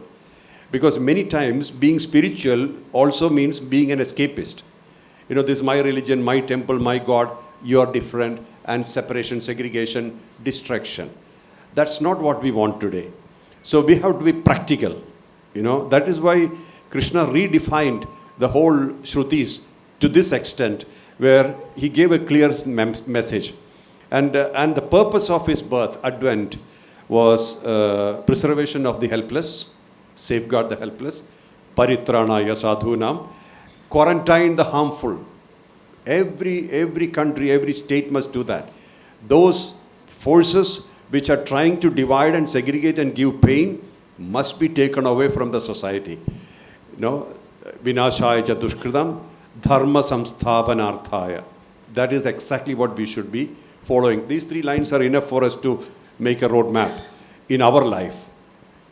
Safeguard the helpless, quarantine the harmful. Maybe you can't quarantine them, but you can associate with those people who can quarantine them, like the government bodies, machinery of police and militia, etc. You can do that. And then preserve dharma, righteousness. If you individually do that, you are actually living Krishna. This is what I always felt, and that's what motivates me. Another thing, when the Bangladesh issue was going on, when our people, actually I couldn't personally go because that was in the middle of the Prayagraj Kumbh Mela. I had a space there. Mohanji village was there, so I couldn't get out. And also, in between, my father expired, so I was away from the whole thing. That's the time when they presented the papers in the EU Parliament, European Union. So one of the people asked me, what motivates you? I said, see, Krishna motivates me. What is the thing? I said, the people who perform adharma, those who are unrighteous, people who help those who perform adharma, that means the supporters of the adharmis, and also the people who keep quiet when this is happening, as if it's not my business. They are all adharmis. So those who do it, those who support it, and those who keep quiet, they are all adharmis. So we have to wake up to this. Inside us, we have kama, krodha, lobha, moha, mada, matsarya, anger, hatred, jealousy, revenge, ego, all sorts of stuff. In the society also we have this. In our society, we have this. So if you take the whole country, it's like a body. And in this body, there are kama, krodha, lobha, moha, mada, matsarya, all those things. Just like our body. If we have all these things sitting inside us, it's dangerous for us. Because what happens is that we stop seeing the truth. We can't connect to the truth. What is truth? Truth is, you're already liberated. You're existing in liberation. You are unbound. You're unfathomable. That's the truth. Then what's the problem when you have everything is another wall which prevents us from seeing the truth or prevents our visibility. So while we are living our life, it's important that we wake up in the morning and ask ourselves, am I doing what I'm supposed to do? I'm here, and another day is, why I always say we have only about 30,000 days on earth, is because when you start counting your days, you will realize, hey, I don't have a lot of time on earth. If you start counting years and you look at people who are 80, 90, oh, I have not reached there, I'm still 60 or I'm 50, I have a long way to go. But you start counting days, you realize you don't have a lot of time on earth. And nobody is too old for an action or for a movement. So it's important to count days and say, I have already transcended. 30 years is 30 into 365, gone. 40 into 365, gone. Now I have only less time. Also, in life, effective years are very important to count. Effective years means the time when you don't need any help to survive. You can handle your own life yourself. Handle your life yourself. Those times are very important. Like first 20 years, maybe we needed help from our guardians, parents. The last time also we may need help.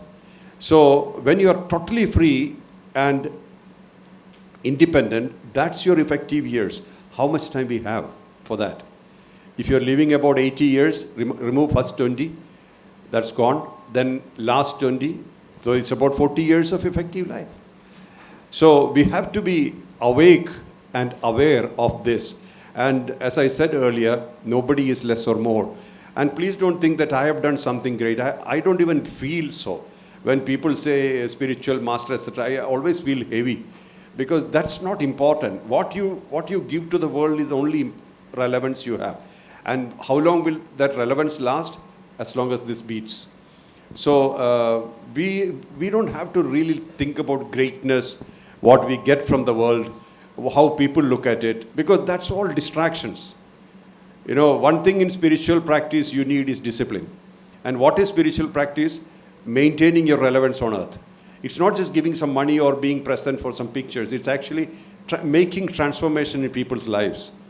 I always tell people what I have earned from this earth is my space in the hearts of people. For that, you cannot fake it. You have to really deliver it. If you fake it, it will not work. If people carry you in their hearts, that needs actual work.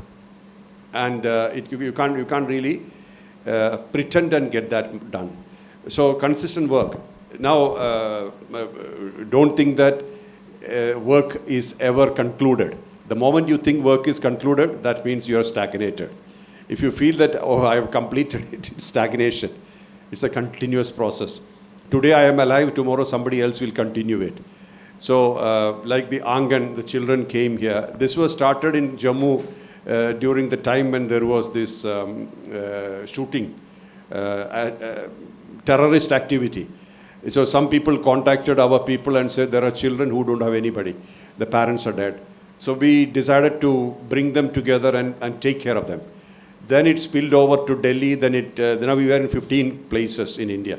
We have these centers. So everything happened organically. I didn't do anything. I didn't make any plan. I didn't have any road. That time I didn't have roadmap. This time also I don't have roadmap. From 2003, we started the Ammukar activity in Delhi. We wanted to do something in the name of Ammu, who died in 2000, my daughter, in a road accident. So I was really not up to making an organization, nor I was interested in a kind of position where I have to perform all the time. I was practicing silence, and I was more busy trying to pursue my inner world. This started when our youth, actually it was all youth. Even now, most of the people who like me are youth. We covered people who are sleeping on the roadside with blankets, and we leave.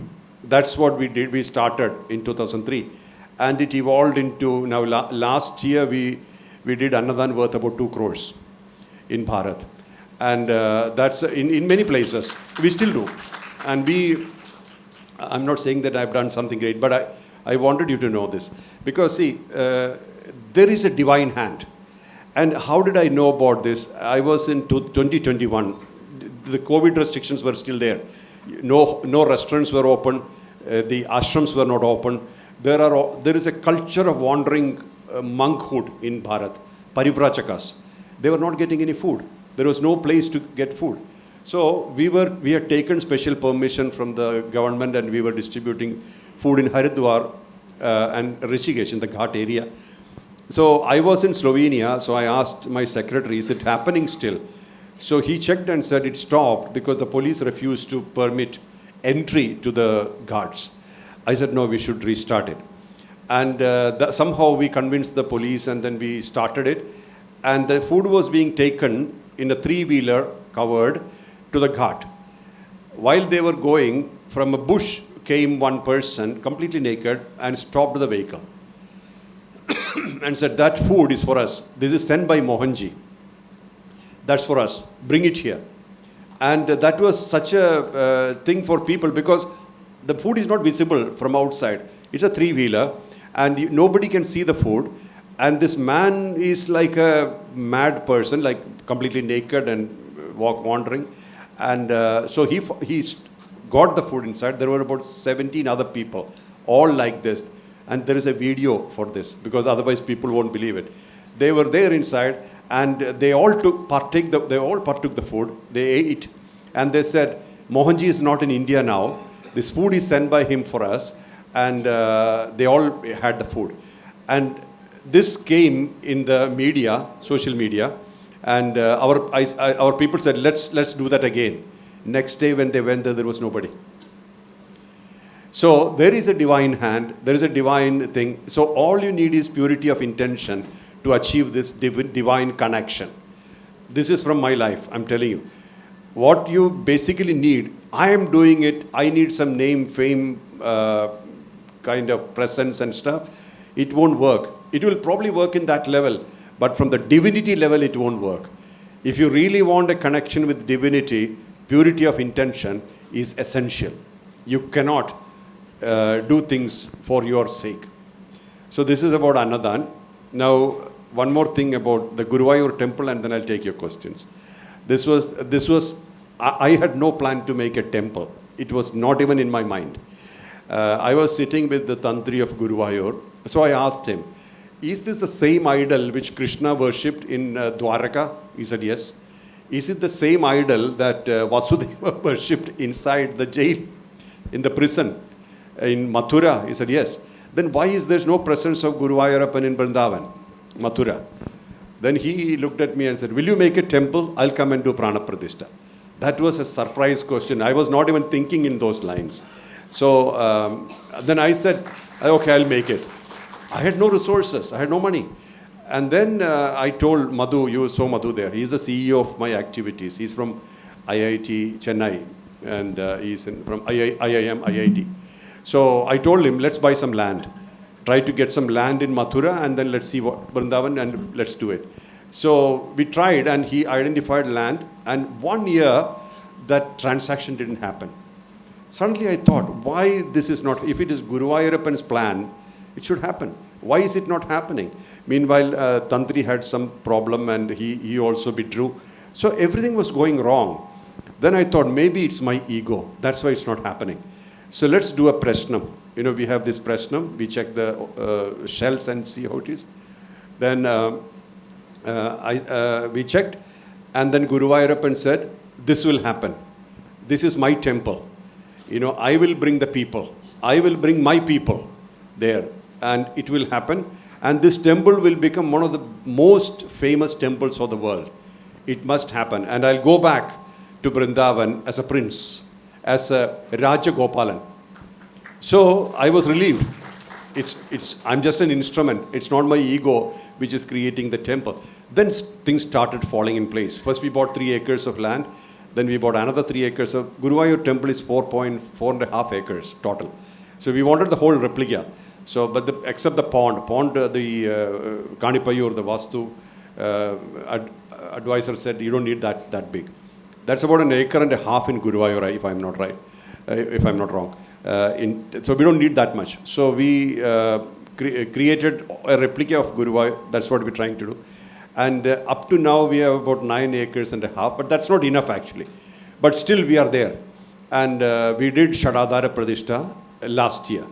So now we are looking at the main sanctum sanctorum Pradishta next year in February. Hopefully it's all up to him, because it's not our plan. So what I mean to say is that how things evolve, we think that we're doing it. Actually, we're doing nothing. We're just being available, just being present. And things are taking its own shape. now for me, it's like I'm witnessing the show. Most of the time, I'm just watching the show. I don't even feel belong to any activity or any particular level of ownership. It's happening. Let it happen. So that's the feeling I have. I'll take your questions now. വളരെ നന്ദി sir. സാറുടെ insights എല്ലാവർക്കും നല്ല രീതിയിൽ മനസ്സിലായി കാണുമെന്ന് വിചാരിക്കുന്നു.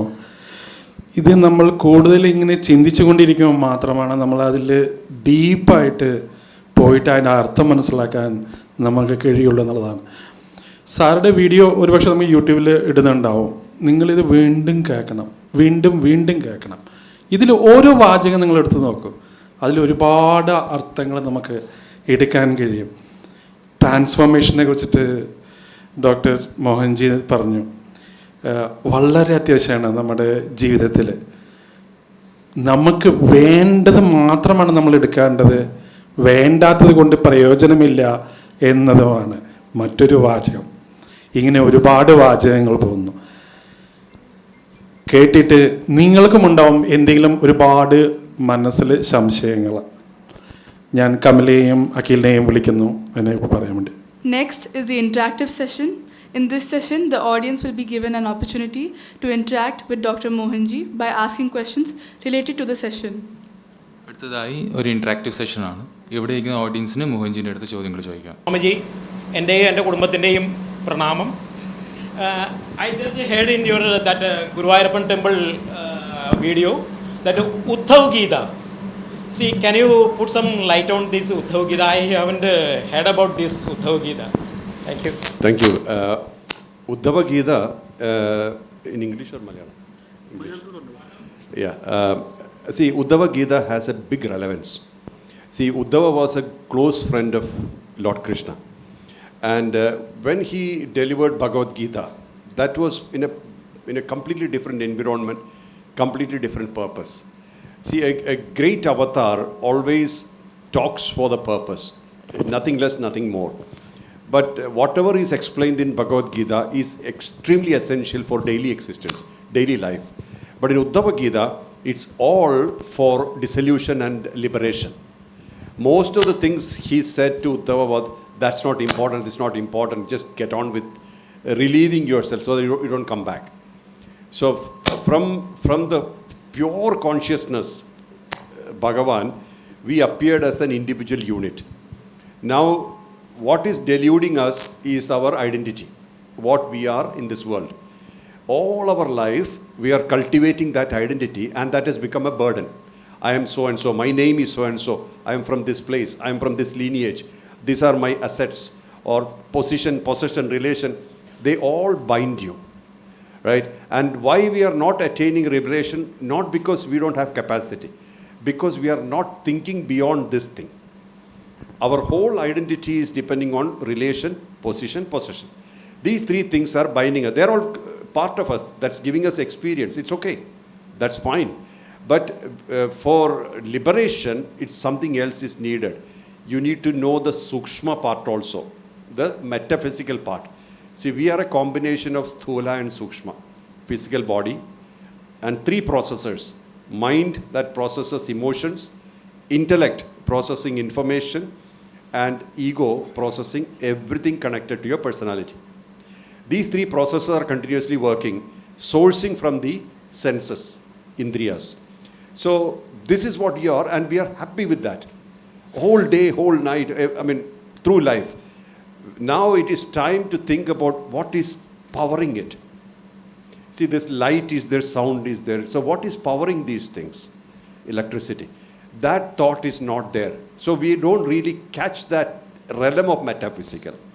So Uddhava Gita explains that aspect much better. So it's like a bit, I can't call it advanced. Bhagavad Gita is superb, and it's like a manual of human existence. But Uddhava Gita is more clarifying these points. And it was a friendly communication.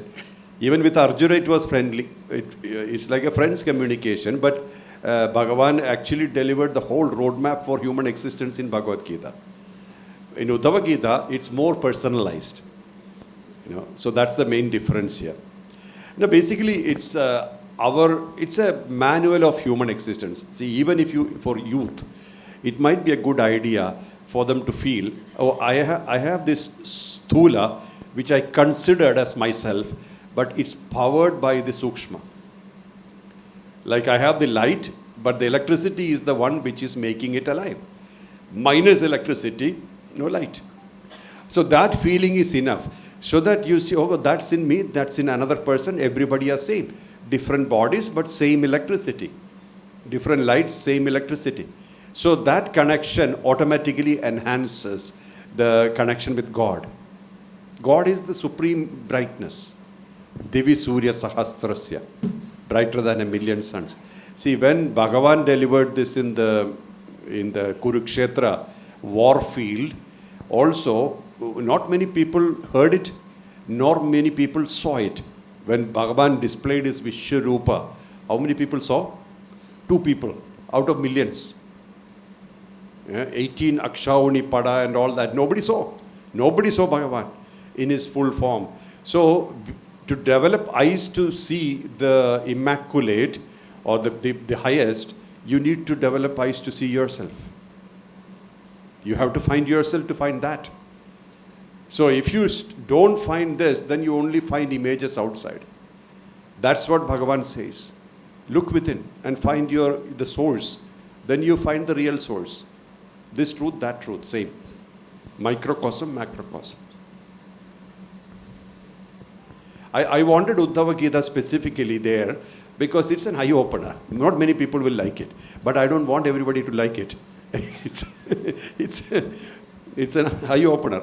And also, even though I said these 3, we can also have Brahma Sutra and all these things if somebody wants to do. But the main thing is, I want it to be auto-translated because my following is mostly abroad. And they are non-English speaking, nor they have much awareness of the culture here. So they can get this thing can go auto-translated. So they get an awareness of our samskara, samskriti, and also the Paidrika. That's why this has to be continuous. Thank you. Yes, please. Yeah, Mike. Who's handling the microphone? Once, come here. I'll take that question after. Just a second. I'll take your question next. Here. On your back. Yes, please. ഈ മധുരയിലുണ്ടാക്കുന്ന temple എപ്പോഴത്തേക്ക് complete ആകുമെന്നുള്ളത്? അത് വലിയ project. അത് actually full ഗുരുവായൂരപ്പ ക്ഷേത്രത്തിൻ്റെ റെപ്ലിക്കയാണ് ഉദ്ദേശിക്കുന്നത്. അപ്പോൾ കാണിപ്പയ്യൂരാണ് ഇതിൻ്റെ നേരത്തെ കണ്ടില്ലേ. അപ്പോൾ അതിൽ നമ്മൾ ഫേസ് ബൈ ഫേസ് ആയിട്ടാണ് ചെയ്യാൻ ഉദ്ദേശിക്കുന്നത്. ഇപ്പോൾ കൊടിമരം കിട്ടി, അത് മുറിച്ചു തോന്നുന്നുണ്ട്. അതിൻ്റെ പൂജകൾ നടക്കുന്നുണ്ടായിരുന്നു മിനിയാന്ന്.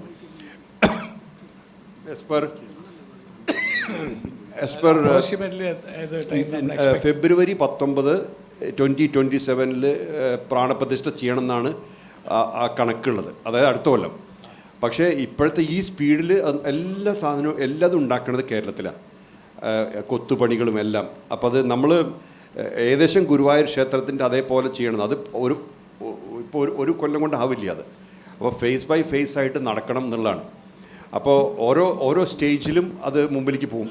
പക്ഷേ ഇപ്പോഴത്തെ കണക്ക് പ്രകാരം 19 ഫെബ്രുവരി 2027 മെയിൻ ഗർഭഗൃഹം ആവണമെന്നും പ്രാണപ്രതിഷ്ഠ നടക്കണമെന്നാണ് ഉദ്ദേശിക്കുന്നത്. അതെ, അത് പക്ഷേ ഇപ്പോൾ രണ്ടാമത് ചെക്ക് ചെയ്യുന്നുണ്ട് അവർ. അതിനകത്ത് അത് തീരുമോ എന്നുള്ളത്. കാരണം കുറച്ച് സ്ലോ ആണ് അവിടെ. അതെ, ഇപ്പോൾ ഇന്നാളൊരാൾ എന്നോട് പറഞ്ഞു, ഈ രാജസ്ഥാനിൽ നമ്മൾ ഡിജിറ്റൽ കൊടുത്തു കഴിഞ്ഞാൽ അതേപോലെ ഉണ്ടാക്കി തരുന്നു. അതാണ് ഈ മറ്റേ സ്വാമിനാരായൺ ടെമ്പിൾസിലൊക്കെ ചെയ്യണമെന്ന് പറഞ്ഞു. അതൊരു നല്ല ഐഡിയ ആയിട്ട് എനിക്ക് തോന്നി. പക്ഷെ അത് കാണിപ്പയ്യൂർ സമ്മതിച്ചാൽ നോക്കാമെന്ന് മാത്രം. അവർക്ക് ഏൽപ്പിച്ചു കൊടുത്തിരിക്കുക. Thank you. ഞാൻ വേറൊരു തമാശ കൂടെ പറയാം അതിൻ്റെ കാര്യത്തിൽ. ഞാൻ ഇങ്ങനെ ആലോചിക്കുകയായിരുന്നു, എവിടുന്ന് ഈ ആനയെ കൊണ്ടുവരും, 51 ഗുരുവായൂർ. അപ്പോൾ ഞാൻ അങ്ങനെ ഇരിക്കുമ്പോൾ ഡൽഹിയിലുള്ള സമയത്ത് ഒരു ആൾക്കാർ എന്നെ വന്ന് കണ്ടു. എന്നിട്ട് പറഞ്ഞു, അങ്ങ് ഒരു സ്ഥലത്ത് വരണം, അവിടെ ആനകളുടെ സാങ്ച്വറിയാണ്, അതും UP യിലാണ്. ഒന്ന് വന്നിട്ട്, അപ്പോൾ വന്നു കഴിഞ്ഞാൽ അവർക്ക് വെച്ചാൽ കുറച്ച് പടങ്ങൾ എടുക്കാനും ഒരു പബ്ലിസിറ്റി പോലെ. അപ്പോൾ ഞാൻ വരാമെന്ന് പറഞ്ഞു. അവിടെ നോക്കിയപ്പോൾ 51 ആന. 30 മിനിറ്റേ ഉള്ളൂ ഈ അമ്പലത്തിൽ നിന്ന്. ഗുരുവായൂരപ്പൻ ഫിക്സ് ചെയ്യണ കാര്യങ്ങൾ നോക്കുമ്പോഴേ അത് how it happens. Yes, please. Namaste, Mohanji. Namaste. I have been following spiritual paths quite sincerely for more than 20 years. Yep. As in one tattva abhyasa. And done seva and everything. But now of late I see that I'm just too disconnected from everything. No interest in seva, no interest in anything. Even I have not reached, yet I feel I have lost somewhere. Have I? I really don't know where I am. Mm-hmm. Please, guide. Yeah, these phases do happen. You know, our life is not a straight line. There's always up and down. Vivekananda has said this beautifully. Our life is like a wave. Sometimes we feel very deeply inspired to do so many things. Sometimes we don't feel anything. So we have to ride this wave. So when you are going all the way low, when there is no interest, no inspiration, that time be a witness to it. Don't worry. Don't try to push it. Don't try to change, because then it will be very painful. Also, it can be very distracting. See, at this point in time, I don't feel like going to temple. Don't go. But watch that situation. Okay, today I am like this. I'm not feeling. So everywhere, if you take one step backward and watch your situation, that phase will go. Everything that comes will go. Whatever time brings, time takes. So we must always remember, nothing is permanent. So somebody came to Ramana Maharshi and asked this question. He said, Swami, sometimes I don't feel any interest in anything spiritual. So he asked, do you have interest in eating, drinking? He said, yes. Okay, very good. So is this always like this? He said, no. Some days I have great interest in puja, part, everything. Then he said, do that in that time. Then he said, whatever, when I don't have any interest, don't do it. So basically, if we avoid resistance, acceptance is the next thing. When you have acceptance, you are accepting every situation of yours. Today I feel greatly connected to Bhagavan. I want to do things or want to do seva. Do it. And then when you don't want to do it, don't do it. So there is no resistance within. When you increase resistance, who's affected? You will be affected, because then comes hatred. See, when you push children to do this, you can see them. Children, I never push children to do any ritual, because they don't need to do that. You know, they will find their way.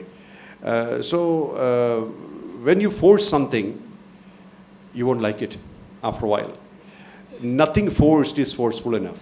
They distract you, and often they derail you. So it's better to leave it but witness it, and it will change by itself. Yeah, Shanti in the mind. Manji, yes. Manji, namaskar. എൻ്റെ പേര് ശശിധരൻ എന്നാണ്. ഭാരതീയം കൂട്ടായ്മയുടെ ഒരു മെമ്പറാണ് ഞാൻ. സ്വാമിയുടെ പ്രഭാഷണത്തിൽ ഞാൻ വളരെയധികം ക്യാപ്റ്റിവേറ്റ് ആയിപ്പോയി. എനിക്കൊരു ചെറിയ കാര്യം ചോദിക്കാനുണ്ട്. നമ്മൾ ഒരു ഡോക്യുമെൻ്റ് പ്രൂഫ്, ഞാൻ ഈയിടെ അടുത്ത കാലത്ത് ഒരു ബുക്ക് വായിച്ചതിനകത്ത് എനിക്ക് അറിയാൻ സാധിച്ചത് 1822 to 1826 Educational Survey of India by British Governor of Madras. അത് സൗത്ത് ഇന്ത്യയിലെ എഡ്യൂക്കേഷൻ സിസ്റ്റത്തിനെ കുറിച്ചാണ് അദ്ദേഹം ഒരു കോംപ്രിഹെൻസീവ് ആയിട്ടുള്ള സ്റ്റഡി നമ്മുടെ ഗുരുകുലങ്ങളിലെല്ലാം പോയി നടത്തിയത്. അതിനകത്ത് 4 ഗ്രൂപ്പുള്ള ആൾക്കാരെ മാത്രമേ പ്രതിപാദിച്ചിട്ടുള്ളൂ: ബ്രാഹ്മിൺസ്, ക്ഷത്രിയാസ്, വൈശ്യാസ് ആൻഡ് ശൂദ്രാസ്. ഇപ്പോൾ ശൂദ്രാസിൻ്റെ എന്ന് പറയുന്ന ഒരു ലാർജ് നമ്പറാണ്. പക്ഷേ Brahmins was consisted of nearly 1 or 1.2%. അതിൽ കുറച്ചുകൂടെ ക്ഷത്രിയാസ്, അതിൽ കുറച്ചുകൂടെ നമ്മുടെ വൈശ്യാസം. ഈ ബാക്കിയുള്ള ശൂദ്ര എന്ന് പറയുന്ന ഒരു കമ്മ്യൂണിറ്റി എന്ന് പറഞ്ഞാൽ മോർ ദാൻ 60 to 70% അവർ പഠിച്ച് ഇട്ടുണ്ടായിരുന്നു ആ വിദ്യാലയങ്ങളിൽ. അതിനുശേഷം ഒരു സിസ്റ്റം ഇവിടെ ചേഞ്ച് ചെയ്യും. ഒരു കാസ്റ്റ് സിസ്റ്റം വന്നും ഇവിടെ പഠിക്കാൻ ഒക്കുന്നില്ല. പിന്നെ നമ്മുടെ ബുക്കുകൾ പിന്നെ ഒന്നും പഠിക്കാൻ പറ്റുന്നില്ല, അല്ലെങ്കിൽ പിന്നെ 4 വേദങ്ങൾ പഠിക്കാൻ ഒക്കത്തില്ല. പഠിച്ചു കഴിഞ്ഞാൽ അവരുടെ ചെവിക്കകത്ത് ഈയം ഒഴിച്ച് ഒഴുക്കി വിടുന്നു. ഇതിൻ്റെയൊക്കെ സത്യം എന്താണെന്ന് പറയാനും. ഒരു ഈ ഇപ്പം നമ്മൾ ഈ പോസ്റ്റ് ഇൻഡിപെൻഡൻറ്റ് സിറ്റുവേഷൻസ് ഉണ്ടല്ലോ, അത് ഒരു കാര്യം നോക്കിയാൽ അറിയാം എന്തുകൊണ്ട് ഇത് മെയിൻറ്റെയിൻഡ് ആയി എന്നുള്ളത്. ഇത് മെയിൻറ്റെയിൻ ആവാൻ കാരണം ആൾക്കാർ ഈ ഡിവിഷൻ അതിന് സേഫ് ഗാർഡ് ചെയ്ത് വെച്ചുകൊണ്ടാണ്. ഇങ്ങനെ ഇരുന്ന് കഴിഞ്ഞാലേ വോട്ട് ബാങ്ക് നടക്കുകയുള്ളൂ, വോട്ട് കിട്ടുകയുള്ളൂ. കാരണം ഇലക്ഷൻ, വോട്ട്, പവർ, ഈ പവർ സ്ട്രക്ചറിന് ഒരു ബാക്ക്ഡ്രോപ്പായിട്ട് ഇതേപോലത്തെ കാര്യങ്ങൾ വെച്ചിട്ടുണ്ട്. അതാണ് ഇപ്പോൾ നടക്കുന്നത്. എല്ലായിടത്തും പവർ പൊളിറ്റിക്സ് അല്ലേ ഈ ഫാക്ഷനാക്കി വെച്ചിരിക്കുന്നത്. ശരിക്കും പറഞ്ഞാൽ ഇപ്പോൾ നോക്കൂ, ഏത് സിറ്റിയിലെടുത്താലും നമ്മുടെ അടുത്തുള്ള ആൾക്കാർ ഏത് മതമാണോ ജാതിയാണോ നമുക്ക് പ്രശ്നമുണ്ടോ? ഒരു സിറ്റിയിലും അങ്ങനെയില്ല.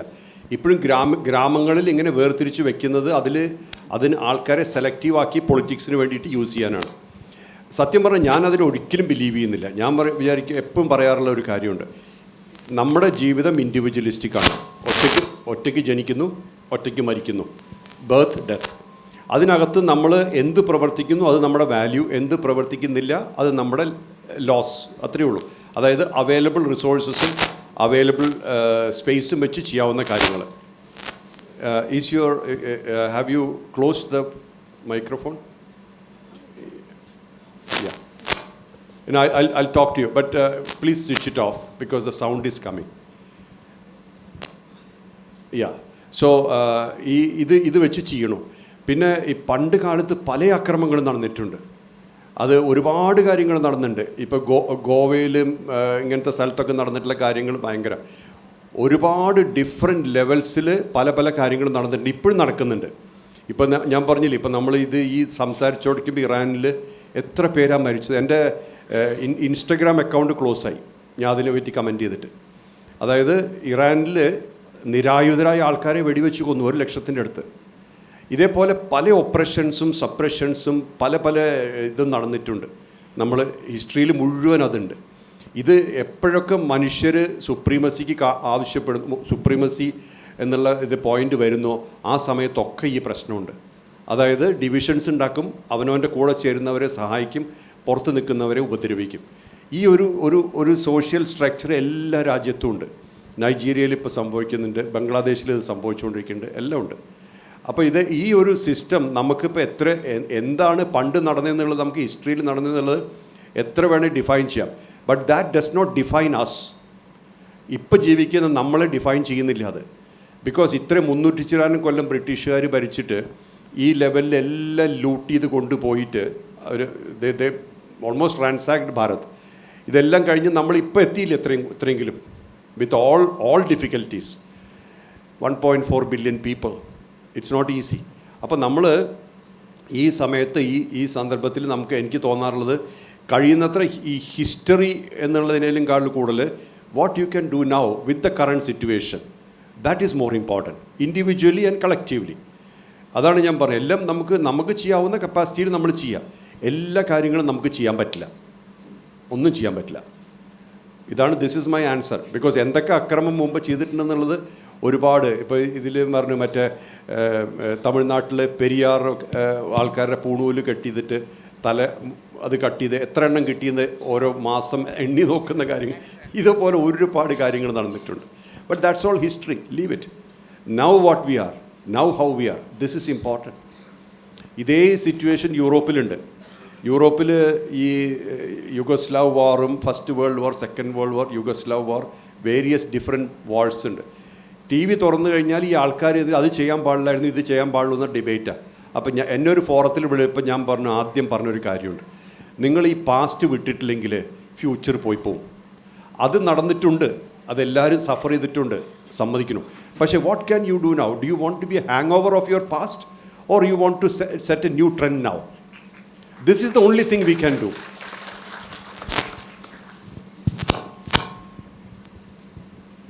മോൻജി, ഒരു ക്വസ്റ്റ്യൻ ഉണ്ട്. നമുക്ക് ഒരു ഗ്ലോറിയസ് പാസ്റ്റ് ആയിരുന്നു ഉള്ളത്. നമ്മുടെ വേൾഡിൻ്റെ എവല്യൂഷൻ വരെ നമ്മളുടെ വേദങ്ങളിൽ പറഞ്ഞിട്ടുണ്ട്. നമ്മുടെ വേദങ്ങളിൽ റോക്കറ്റ് ടെക്നോളജി പറഞ്ഞിട്ടുണ്ട്. ഭരദ്വാജ മഹർഷി 450 പിന്നെ ടൈപ്സ് ഓഫ് വിമാനത്തിനെയാണ് ഡിസൈൻ ചെയ്തിട്ടുള്ളത്. നമ്മുടെ ഋഗ്വേദം ആണ് നമ്മളെ ലോകത്ത് മാത്തമെറ്റിക്സ് പഠിപ്പിച്ചത്. ഇപ്പം നമുക്ക് ഇഗ്നോർ ചെയ്യാവുന്ന ഒരു കാര്യമാണോ നമ്മുടെ ഹെറിറ്റേജ് എന്ന് പറയുന്നത്? Sir, we should leave the past that is having no worthiness for the future generation. പക്ഷേ ഫ്യൂച്ചർ ജനറേഷന് വേണ്ടി നമ്മുടെ പാസ്റ്റ് എത്ര നല്ലതാണെന്നും എത്ര അത്യുന്നതമാണെന്നും നമ്മളുടെ വരുന്ന പീഡികളെ നമ്മളെ പഠിപ്പിക്കേണ്ടത് അത്യാവശ്യം അല്ലേ? ഒരു കാര്യം കൂടെ പറയുന്നത്, ഞാൻ നേരത്തെ പറഞ്ഞ് 1822 to 1826 എഡ്യൂക്കേഷണൽ സർവേ ഓഫ് ഇന്ത്യയിലെ തെക്കേ ഇന്ത്യയിലെ 100% എഡ്യൂക്കേഷൻ ഉണ്ടായിരുന്നു. നോർത്ത് ഇന്ത്യയിൽ 99% ആണ്. ഇത് ഈ റെക്കോർഡഡ് ഹിസ്റ്ററി ബ്രിട്ടീഷ് ലൈബ്രറി ലണ്ടനിൽ ഇന്നും അവൈലബിൾ ആണത്. അപ്പം ഇവിടെ നിന്ന് നമ്മൾ എത്ര താഴേക്ക് പോകുന്നു, എത്ര താഴെയെന്ന് നമ്മൾ പിടിച്ചു കയറാനായിട്ട് മുകളിലേക്ക് വരുന്നു, കഷ്ടപ്പെടുന്നു. അതിന് നമ്മളിപ്പോഴും സക്സസ്ഫുള്ളായിട്ട് മുന്നോട്ട് വരുന്നുണ്ട്, despite of all the odds we are facing day to day life. അത് കറക്റ്റാണ്. അല്ല, അങ്ങ് പറഞ്ഞതിലൊരു കാര്യം ഞാൻ പറയാം. ഈ പൈതൃകം ഒരിക്കലും വിട്ടുപോകില്ല. അതായത് if you deny your roots, you are denying your immunity. നമ്മുടെ വേരുകളുണ്ടല്ലോ, അത് മാറ്റി വെച്ച് കഴിഞ്ഞാൽ ഇമ്മ്യൂണിറ്റിയും പോയി. കാരണം നമ്മുടെ വേരുകളാണ് നമ്മുടെ ശക്തി. അത് വിട്ടിട്ടല്ല ഞാൻ പറഞ്ഞത്. ഈ comparison, negative past, atrocities of past, ഇതുപോലത്തെ കാര്യങ്ങളെക്കുറിച്ചിട്ടുള്ള ഡിസ്കഷൻ കൂടുതലായി കഴിഞ്ഞാൽ അത് ബാഡ് ബ്ലഡ് മാത്രമേ ക്രിയേറ്റ് ചെയ്യുള്ളൂ, ഡിവിഷനെ ക്രിയേറ്റ് ചെയ്യുള്ളൂ. നമ്മളിപ്പോൾ ഡിവിഷൻ ക്രിയേറ്റ് ചെയ്യാനുള്ള ഒരു സ്കോപ്പില്ല ഇവിടെ. യൂണിറ്റിയാണ് വേണ്ടത്. എല്ലാവരും കൂട്ടായ്മ, അതാണ് ഞാൻ പറഞ്ഞ പോയിന്റ്. അല്ലാണ്ട് പൈതൃകം വിട്ട് കളിക്കരുത്. പൈതൃകമാണല്ലോ നമ്മുടെ നിലനിൽപ്പ്, അല്ലെങ്കിൽ അതിൻ്റെ ഇത്രയും വലിയൊരു പൈതൃകം. പക്ഷേ അത് എങ്ങനെ നമുക്ക് ഇപ്പോഴത്തെ കുട്ടികൾക്ക് ഉപകാരപ്പെടാമെന്നുള്ളത് അവർക്ക് റെലവൻ്റ് ആകുമ്പോഴേ വരുള്ളൂ. അത് നമ്മൾ ഇങ്ങനെ ഉണ്ടായിരുന്നു എന്നുള്ളത് അറിയാം, പക്ഷേ അത് പ്രാക്ടിക്കലി റെലവൻ്റ് ആവുക നമ്മുടെ എഡ്യൂക്കേഷൻ സിസ്റ്റത്തിലുമൊക്കെ വന്നാലേ അവർക്കത് ഉപകാരപ്പെടുകയുള്ളൂ. അപ്പോഴേ അതിന് വാല്യൂ നിലനിൽക്കുകയുള്ളൂ. അല്ലെങ്കിൽ ഉണ്ടെന്നറിയാം, പൈതൃകം അറിയാം, പക്ഷേ ആ ഒരു ഫീലിംഗ് ഓഫ് ബിലോങ്ങിങ് വരണമെങ്കിൽ അത് കൾട്ടിവേറ്റ് ചെയ്യണം, അത് സിസ്റ്റത്തിൽ തന്നെ വരണം. അതാണ് ഞാൻ പറഞ്ഞ point. Thank you. Next question. Yes please. Hello, Guruji. My question is regarding the equality you mentioned in your speech earlier, like how people should treat each other equal on the basis of caste, social backgrounds, etc. But don't you think that's a very idealist approach in a realist world? And a lot of people have to do that for a lot of years, and their words can reach people, and you need to take some action on that. That is my question. I think that caste and these things has to be ignored now, because we are in a different world. We are coexisting with all types of people, and all people are same. All are relevant. Nobody is higher, nobody is lower, nobody is even equal. All are unique. See, our strength is our uniqueness, and what the world want to see from you is your uniqueness, not what you are as a backdrop. See, nobody really cares about what caste you are from as long as you deliver. Every country you go, how they respect you is because of only your delivery. What are you delivering? Are you honest? Are you sincere? Are you consistent? So these things like divisions of various levels, I think it's high time we discarded all this and we focus on togetherness, love, connectivity, and also the stabilizing through our life, through the community. This is what I feel. None of the divisions are worth wasting time on, because if you do that, that itself will occupy. See, as I said, we have about 30,000 days here, and our waking state, the time when we are awake, is only 1/3 of the day, or even more, whatever, half of the day. Let's say half of the day. In this half of the day, what is our mind connected to? That's what we become. Where you park your mind, that you become. So it is important to park your mind on something which is rejuvenative, reinventing, and also good for the world. And you should enjoy, otherwise there's no fun. You should enjoy, and the world should be benefited. That is what it is. See, I wake up in the morning and I think, what else can I do for the world? I don't look at who's benefited. See, no tree is worried about who eats its fruits. That's what we do, plantations in the forest in many countries.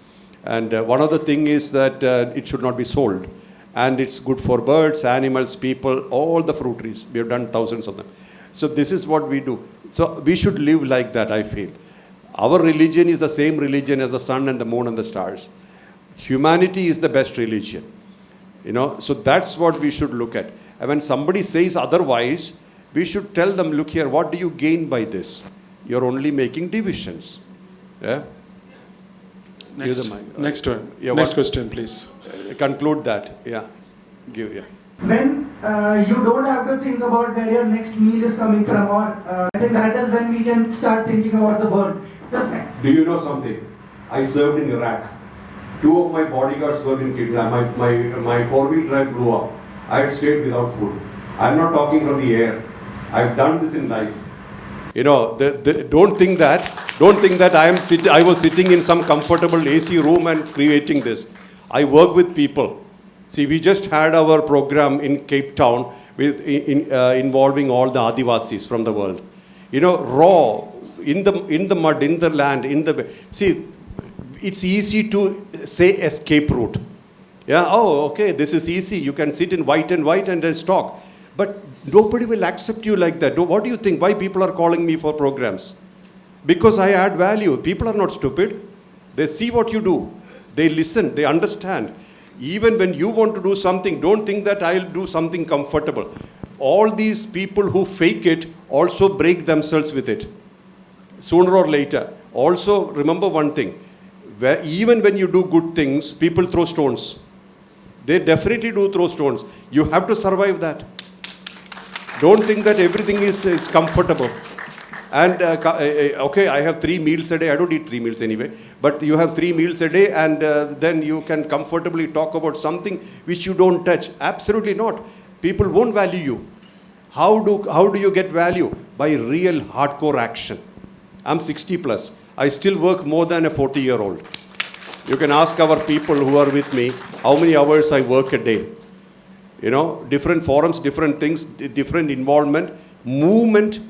It's very destabilizing when you can't sleep in one bed for few days, 2-3 days. You keep changing spaces. It's not comfortable. Sometimes I wake up and think, where am I now? And different programs, different people, different energies, different food. Do you think it's comfortable? This is not 1 day or 2 days. Every day, continuously, different locations, and thankless people, thankless events. When this is not just me. Vivekananda has said the same thing. When you do good work, people always suspect. Is he getting something out of it? Does he want something out of it? This question will come, and I'm not worried about it. That's not a problem, because you have to be self-inspired, not to prove something to somebody. When in Texas, in Frisco City, they gave me a day, Mohanji Day. I did not even know that they are following what I'm doing. Only when they called me and said, we would like to dedicate a day for you in Frisco City, then the mayor said, we follow what you do. We like what you do. How did that happen? I have never sent a paper to him. I don't know him. People are watching. See, when you watch, you see. When you look, you find. Otherwise, it's just a theory in mind. These people are all alike. All these swamis are same. I'm not a swami, by the way. I'm not initiated to sannyas. I decided to give myself to the world, and it needed a costume, so I chose this. Yesterday, one person asked, why are you wearing white and white? I said, no other color is, I'm not happy with other colors. But I do wear other colors. See, people look at things like that, not the work you do sometime, but your work speaks, not your mouth speak. You got it? Now, last 2 more. Yes, please. Sir, first of all, really appreciate whatever is done for philosophical upliftment. Maybe people who may not understand philosophy may take the shelter of rituals. Where I hear this is from Swami Chinmayananda, and I have been following his YouTube, yes, that way. But I see a risk here, which is more connected to that lady who was in the corner who was asking. Don't you feel when you're choosing partners or channels, we need to be more careful Otherwise, there is a risk of perception. You know, it's a very valid question. People like to put you into frames. Yeah, that's normal in the world. See, the thing is, mind like frames. Mind cannot understand that you can be frameless, but actually you are frameless. See, you are not just one thing which people see. All of us have three faces. All the people of the world have three faces. A face which you show to the world, which people recognize. A face which you show only to the people whom you are close with. And that face which you show nobody. We all have three faces. So what people look at you is the face which you prefer to show to the world, like the picture you post on Facebook and Instagram and stuff like that. You know, that's why people, 60-year-old people post 20-year picture, but they don't want to show them as real themselves. So this equation is always there. Everybody may not understand. They are eager to put, okay, this is the guy. He's a communist. He's an atheist. He's a Hindu or a Hindu activist. They want to categorize you, but it's up to us to not to be categorized. And that only can happen through our work, not through our mouth. If you keep arguing and fighting, there's no end, because they'll come up with another argument. And I am proud to be a Hindu. I'm really proud. You know why? Why am I accepted in Saudi Arabia, Iran, and places like Syria? I have following it. See, Druze community is one of the communities which are well-knit community. I have people in there. Why these people look at me as a person whom they can talk to? That's because I'm not bound to anything. I'm like a mirror. They all can see themselves in me. That's what makes that connection. But some people who are prejudiced, they think, oh, this is a Hindu, this is a Christian, this is a Muslim, or in any of these category or the categorization which we normally see, they don't connect anyway. Whatever you do, they won't connect. And that's okay. That's their perception. Not all the people in the world will accept you, nor all the people in the world will reject you. But if you stand as yourself, those who are genuine will connect you. And those who are not so interested in, they are probably interested in some categorization, framing, they will not. That happens. And also, I have experienced enough and more mudslinging, which I never thought I'll have to face in a world outside the corporate business. Because when I started the organization, I said, no compulsory payment, no membership fee. You know, it's all voluntary, all volunteer-based and voluntary. And when this happened, people said this organization will not even survive 1 year. Now, 23, 24 years later, we are in so many countries. Why this is surviving? Because one is there's no agenda, no roadmap, no plan. Second, whatever we are doing with full heart, not for some kind of a name or fame. For example, in Turkey, not now, Turkey and India are not in good time. Well before, there were 2 earthquakes. Both the earthquakes, our people were the first to be there. Our people came from UK and other countries. They served in the country well before their help came. Why this is happening is because I didn't tell them. They found their way. Same happened in Morocco. Earthquake happened. Our people were there. I didn't tell them. I didn't even know they went. So auto moving, auto generated, auto active. That is because they all feel relevant. This is just a platform. I don't have ownership, and it works. And also, then when people, like in some of the forums, they invite me as a Hindu thing. I don't normally go to the debate forums because it's mudslinging most of the time. But in some of the discussion forums, they call it as a Hindu spiritual leader. I take it. So what? I'm happy. You know, if they identify me that way, no problem. If it's a Christian spiritual leader or Muslim spiritual leader, they say the same thing, right, in their name. I'm happy. But, you know, I don't personally impose what I believe in on anybody. See, I follow Guru Ayappan, for example. Guru Ayappan's principles, Lord Krishna, Sai Baba. We have temples in many countries, all those things. But I don't insist anybody to do that. Many of these people are doing their own practices, but they still connect to me. I call them Mohanji family. So this, what you said is true. This danger is there, but it's not up to us to counter it. We don't have to answer it. You know, many things, the best answer is silence. Silence is very powerful, because when we think that everybody's thought can be answered, we are wrong, they are right. Everybody will have thoughts, first level of creation. Opinions, no problem. Let them have opinions, because they are individuals. An individual will have individualistic opinion. I appreciate it, I respect it. That's how it is, but I don't have to answer everything. Okay.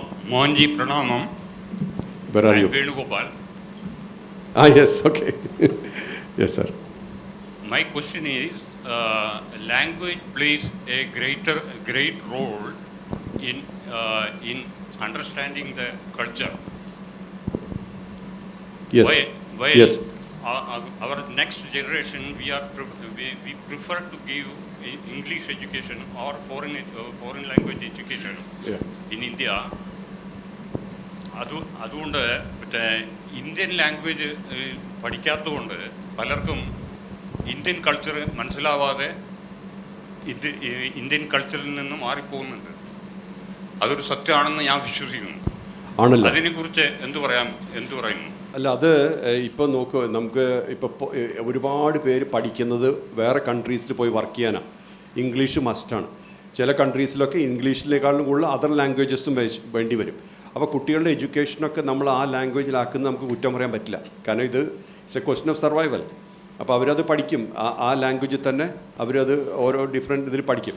പക്ഷേ നമുക്ക് ഒരു സംസ്കൃതി ഉണ്ടല്ലോ, നമുക്ക് സംസ്കാരമുണ്ട്, അത് നമുക്ക് പഠിപ്പിച്ചു കൊടുക്കാൻ എന്നാലും പറ്റും. ബിയോണ്ട് ലാംഗ്വേജ്, നമ്മുടെ പൈതൃകം, സംസ്കാരം, ഇതെല്ലാം ബിയോണ്ട് ലാംഗ്വേജാണ്. ഇതിനൊന്നും ലാംഗ്വേജ് ബാരിയർ ഇല്ല. ഉറപ്പായിട്ടും അത് നമുക്ക് പഠിപ്പിച്ചു കൊടുക്കാൻ പറ്റും. നമുക്ക് ശരിക്കും പറഞ്ഞാൽ നമ്മുടെ പൈതൃകത്തിൻ്റെ ശക്തി പറയുന്നത് ലാംഗ്വേജിൻ്റെ ബിയോണ്ട്. അതിലൊരു എക്സാമ്പിൾ ഞാൻ പറയാം. ആക്സെപ്റ്റൻസ്, എല്ലാവരും അംഗീകരിക്കാനുള്ളൊരവസ്ഥ. ആദ്യം നമ്മളെ തന്നെ തുടങ്ങണം, നമ്മളെ അംഗീകരിച്ച് തുടങ്ങണം, എന്നാലേ മറ്റുള്ളവരെ അംഗീകരിക്കാൻ പറ്റുള്ളൂ. ഇപ്പോൾ ദേഷ്യം നമുക്കുള്ളിലുണ്ടെങ്കിൽ, നമ്മുടെ ഉള്ളിലാണ് ഏറ്റവും കൂടുതൽ ദേഷ്യം, പുറത്തുള്ള ആൾക്ക് അത്രയും കിട്ടില്ല. അതേപോലെ നമ്മുടെ ഉള്ളിൽ സ്നേഹം ഉണ്ടെങ്കിൽ ആ സ്നേഹത്തിൻ്റെ ഫാക്ടറി നമ്മുടെ ഉള്ളിലാണ് പ്രൊഡക്ഷൻ, പുറത്തുള്ള ആൾക്കാർ അത്രയും കാണാൻ പറ്റില്ല. അപ്പോൾ അതേപോലെ നമ്മൾ ചില കാര്യങ്ങൾ ഈ പുറത്തെ ലോകം അകത്തെ ലോകം എന്ന് കുട്ടികൾക്ക് പഠിപ്പിച്ചു കൊടുക്കാൻ പറ്റും. ആ രണ്ട് ലോകത്തിനും നമുക്ക് അതിൻ്റെ സെപ്പറേഷൻ കാണിച്ചു കൊടുക്കാൻ പറ്റും. അങ്ങനെ വന്നു കഴിഞ്ഞാൽ the world outside and the world inside R separate and they have separate distinct existence. And once you come to or experience that, then they will learn to go within when they don't have to be outside. Like I was explaining to this gentleman now, you can be silent. We have learned to be silent at places where we don't need to speak. അപ്പോൾ നമുക്ക് പൈതൃകത്തിൻ്റെ പല വശങ്ങളും നമുക്ക് inculcate ചെയ്യാൻ പറ്റും. അത് rituals ആവണമെന്നില്ല, പൂജ ചെയ്യുക അല്ലെങ്കിൽ മറ്റുള്ള അങ്ങനെ ആവണമെന്നില്ല. How to live the life. You speak where you have to speak, don't speak when you don't have to. This is a good method. Every place you don't have to speak, and every question you don't need to answer. Likewise, your stability is the most important thing. അത് ഒരു കാരണവശാലും കൈവിട്ട് പോലെ ഒരു സ്പേസോ ഒരു റിലേഷൻഷിപ്പോ ഈ സ്റ്റെബിലിറ്റിയെ ബാധിക്കുന്നുണ്ടെങ്കിൽ അത് avoid ചെയ്യുക തന്നെ വേണം. കാരണം നമ്മൾ കാത്തു സൂക്ഷിക്കണം നമ്മളെ. അങ്ങനെ വന്നാൽ മാത്രമേ നമ്മുടെ സ്റ്റെബിലിറ്റി അത് നമ്മുടെ ഫാമിലിക്ക് ആദ്യം കിട്ടും, അത് കഴിഞ്ഞ് സൊസൈറ്റിക്ക് കിട്ടും. ഇക്വിലിബ്രിയം, സന്തുലിതാവസ്ഥ. അപ്പോൾ ഇത് നമ്മൾ എന്തായാലും നമ്മുടെ ലൈഫിൽ കാണിച്ചു കൊടുത്തിട്ട് തന്നെ പറയണം. People should come and ask you, hey, how are you so cool? Situations are not right, but how are you cool? അതെന്താ കാരണം വെച്ചാൽ it doesn't really matter what happens in the outside world. Are you good here? Are you fine inside? So this is your private property, inside world. നമ്മുടെ പൈതൃകത്തിൽ അല്ലെങ്കിൽ നമ്മുടെ സംസ്കാരത്തിൽ ഇത് distinction ഉണ്ട്, inner world, outside world. ഇതൊക്കെ നമുക്ക് തീർച്ചയായിട്ടും പറഞ്ഞു കൊടുക്കാം. അതിന് ലാംഗ്വേജ് ബാരിയറേ ഇല്ല, ലൈഫിൽ കാണിച്ചു കൊടുക്കാം. And many things in life you have to live and prove, not speak. ഞാൻ ഒരുപാട് ലെക്ചറിൽ വിശ്വസിക്കാത്ത ആളാണ്. ഞാൻ വളരെ കുറച്ചേ ലെക്ചറിൽ പോകാറുള്ളൂ. പറയാനുള്ള പറയും ഞാൻ മാക്സിമം ഒരു 10 മിനിറ്റ് താഴെ സംസാരിക്കുകയുള്ളൂ. കാരണം ലെക്ചർ ചെയ്തുകൊണ്ട് കാര്യമില്ല, ജീവിതത്തിൽ കാണിച്ചു കൊടുക്കുന്നതുകൊണ്ടേ വാല്യൂ ഉള്ളൂ. അപ്പോൾ ജീവിതത്തിൽ കാണിച്ചു കൊടുക്കാൻ പറ്റിയിട്ടില്ലെങ്കിൽ അത് നമുക്ക് മനസ്സിലായിട്ടില്ല എന്നുള്ളതാണ്. ഇവിടെ ഇരിക്കുന്ന പലർക്കും നമ്മുടെ ഡോക്ടർ മോഹൻജിയായിട്ട് ഇൻട്രാക്ട് ചെയ്യണമെന്ന് വളരെ ആഗ്രഹമുണ്ട്. ഒരുപാട് കൈകൾ ഉയർന്നിട്ടുണ്ട്. പക്ഷേ സമയത്തിൻ്റെ പരിമിതി മൂലം ഒരേ ഒരു ക്വസ്റ്റ്യൻ കൂടി, ഒരേ ഒരു ക്വസ്റ്റ്യൻ കൂടി മാത്രം അവിടെ ആൻസർ കൊടുക്കും. Okay. Namaste, Guruji. I have got 2 questions. One is both related to today's time only. First question which I am asking is regarding my son has put this question. He's saying that these days we are not getting that consistency.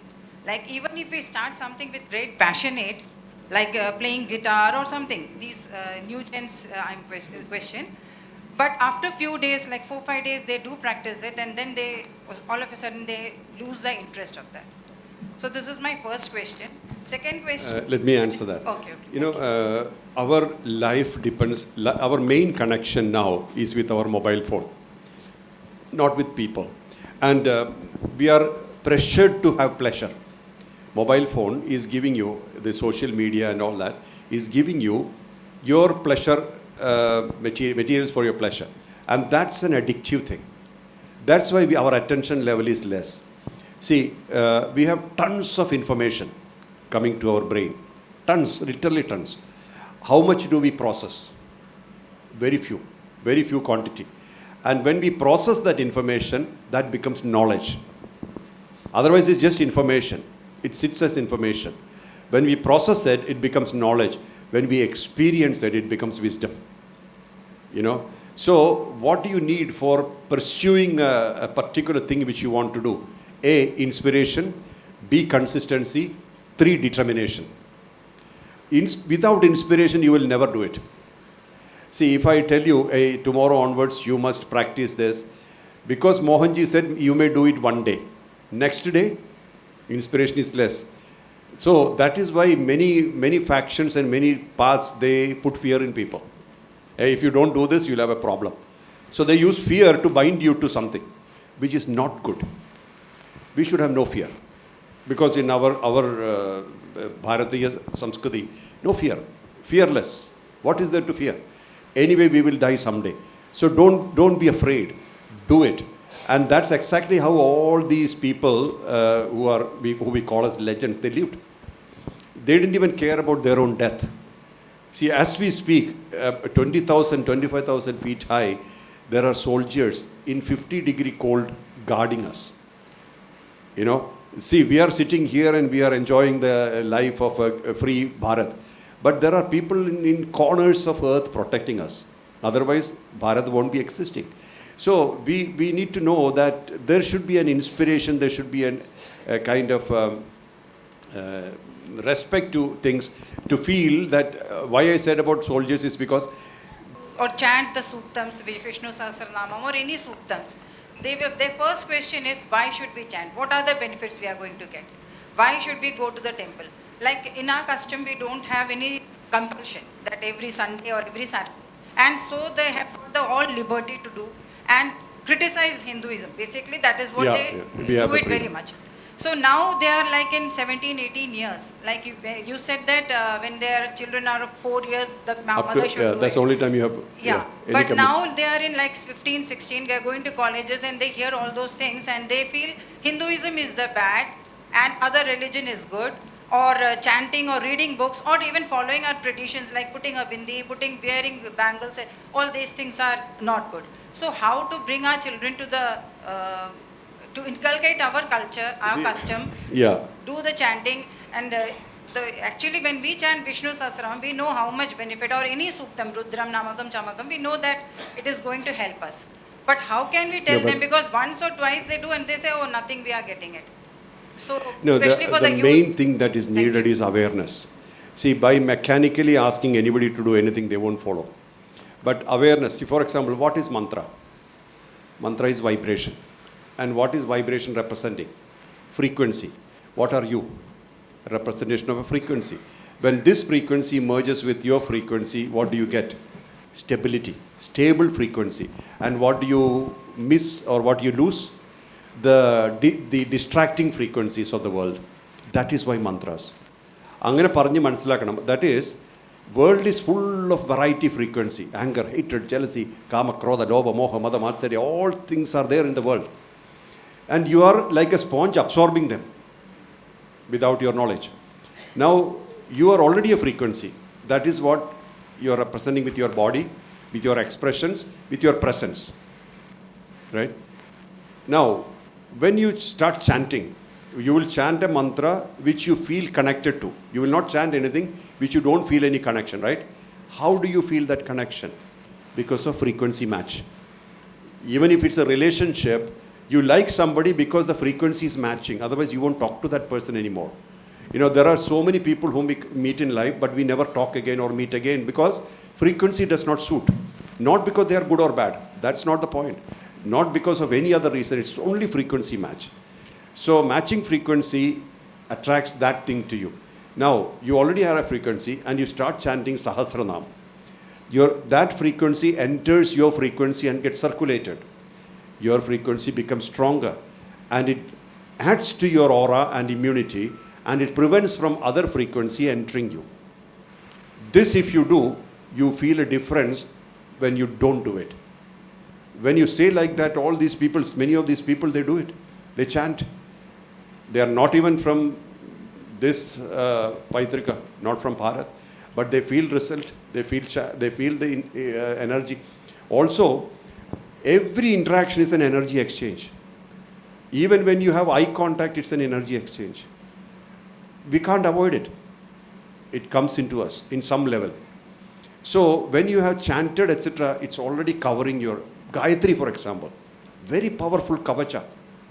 It creates, it's from inside, 24 granthis open and the energy flowing, all the nadis, granthis, chakras, and then you are facing the world. You are immune to the whole vibrations of the world. Otherwise, you are contaminated. Such information should go to children. They will understand. And you say, don't follow it, but you practice this couple of days and don't practice it and see the difference.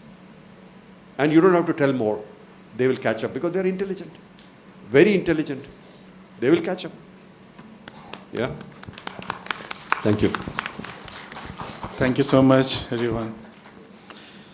Looks like Dr. Mohanji is ready to take 100 questions and answer it in 1,000 ways. But we have a time limitation. Sincere apology for that. Okay, next segment is we have to just recognize our youngsters who did the anchoring and the prayer and about the Bharatheeyam.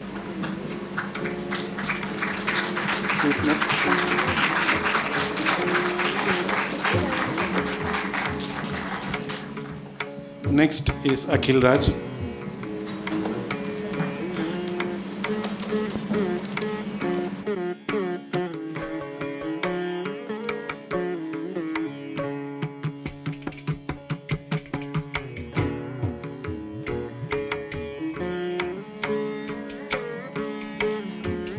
Next is Ashwati.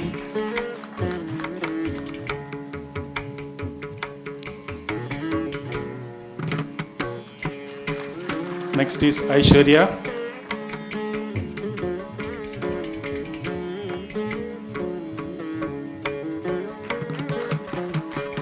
And next is Grishma.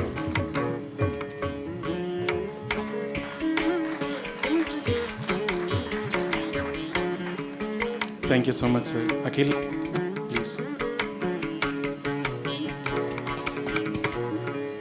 അടുത്തതായി doctor മോഹൻജിക്ക് സമ്മാനം നൽകാനായി ഭാരതീയം founder മെമ്പേഴ്സിനെയും ആഗപ്പനങ്ങളെയും ഇത്രയും നല്ല പ്രോഗ്രാമിൽ തുടക്കം മുതൽ അവസാനം വരെ കഷ്ടപ്പെട്ട് പ്രവർത്തിച്ച ശ്രീ ഗീതേഷ് ജി, ശ്രീമതി പ്രഭാജി, അങ്ങനെ മറ്റു പലരെയും വേദിയിലേക്ക് ക്ഷണിക്കുന്നു.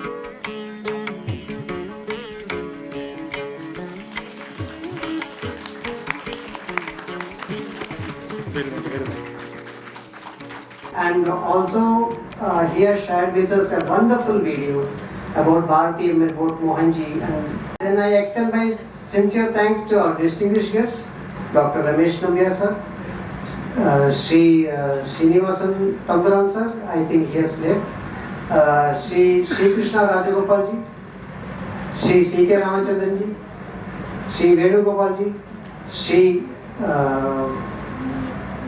Babu Nambiar ji, I think he is not here right now, for taking out time from the very busy schedules and raising this occasion and supporting us in every possible way. Our sincere thanks to Sri Sunil for managing the sound and lighting, and Sri Pawan for the beautiful floral decorations. I would like to appreciate our photographer, Sri Pharmacy Plus, My Real Phase 3 for his generous support.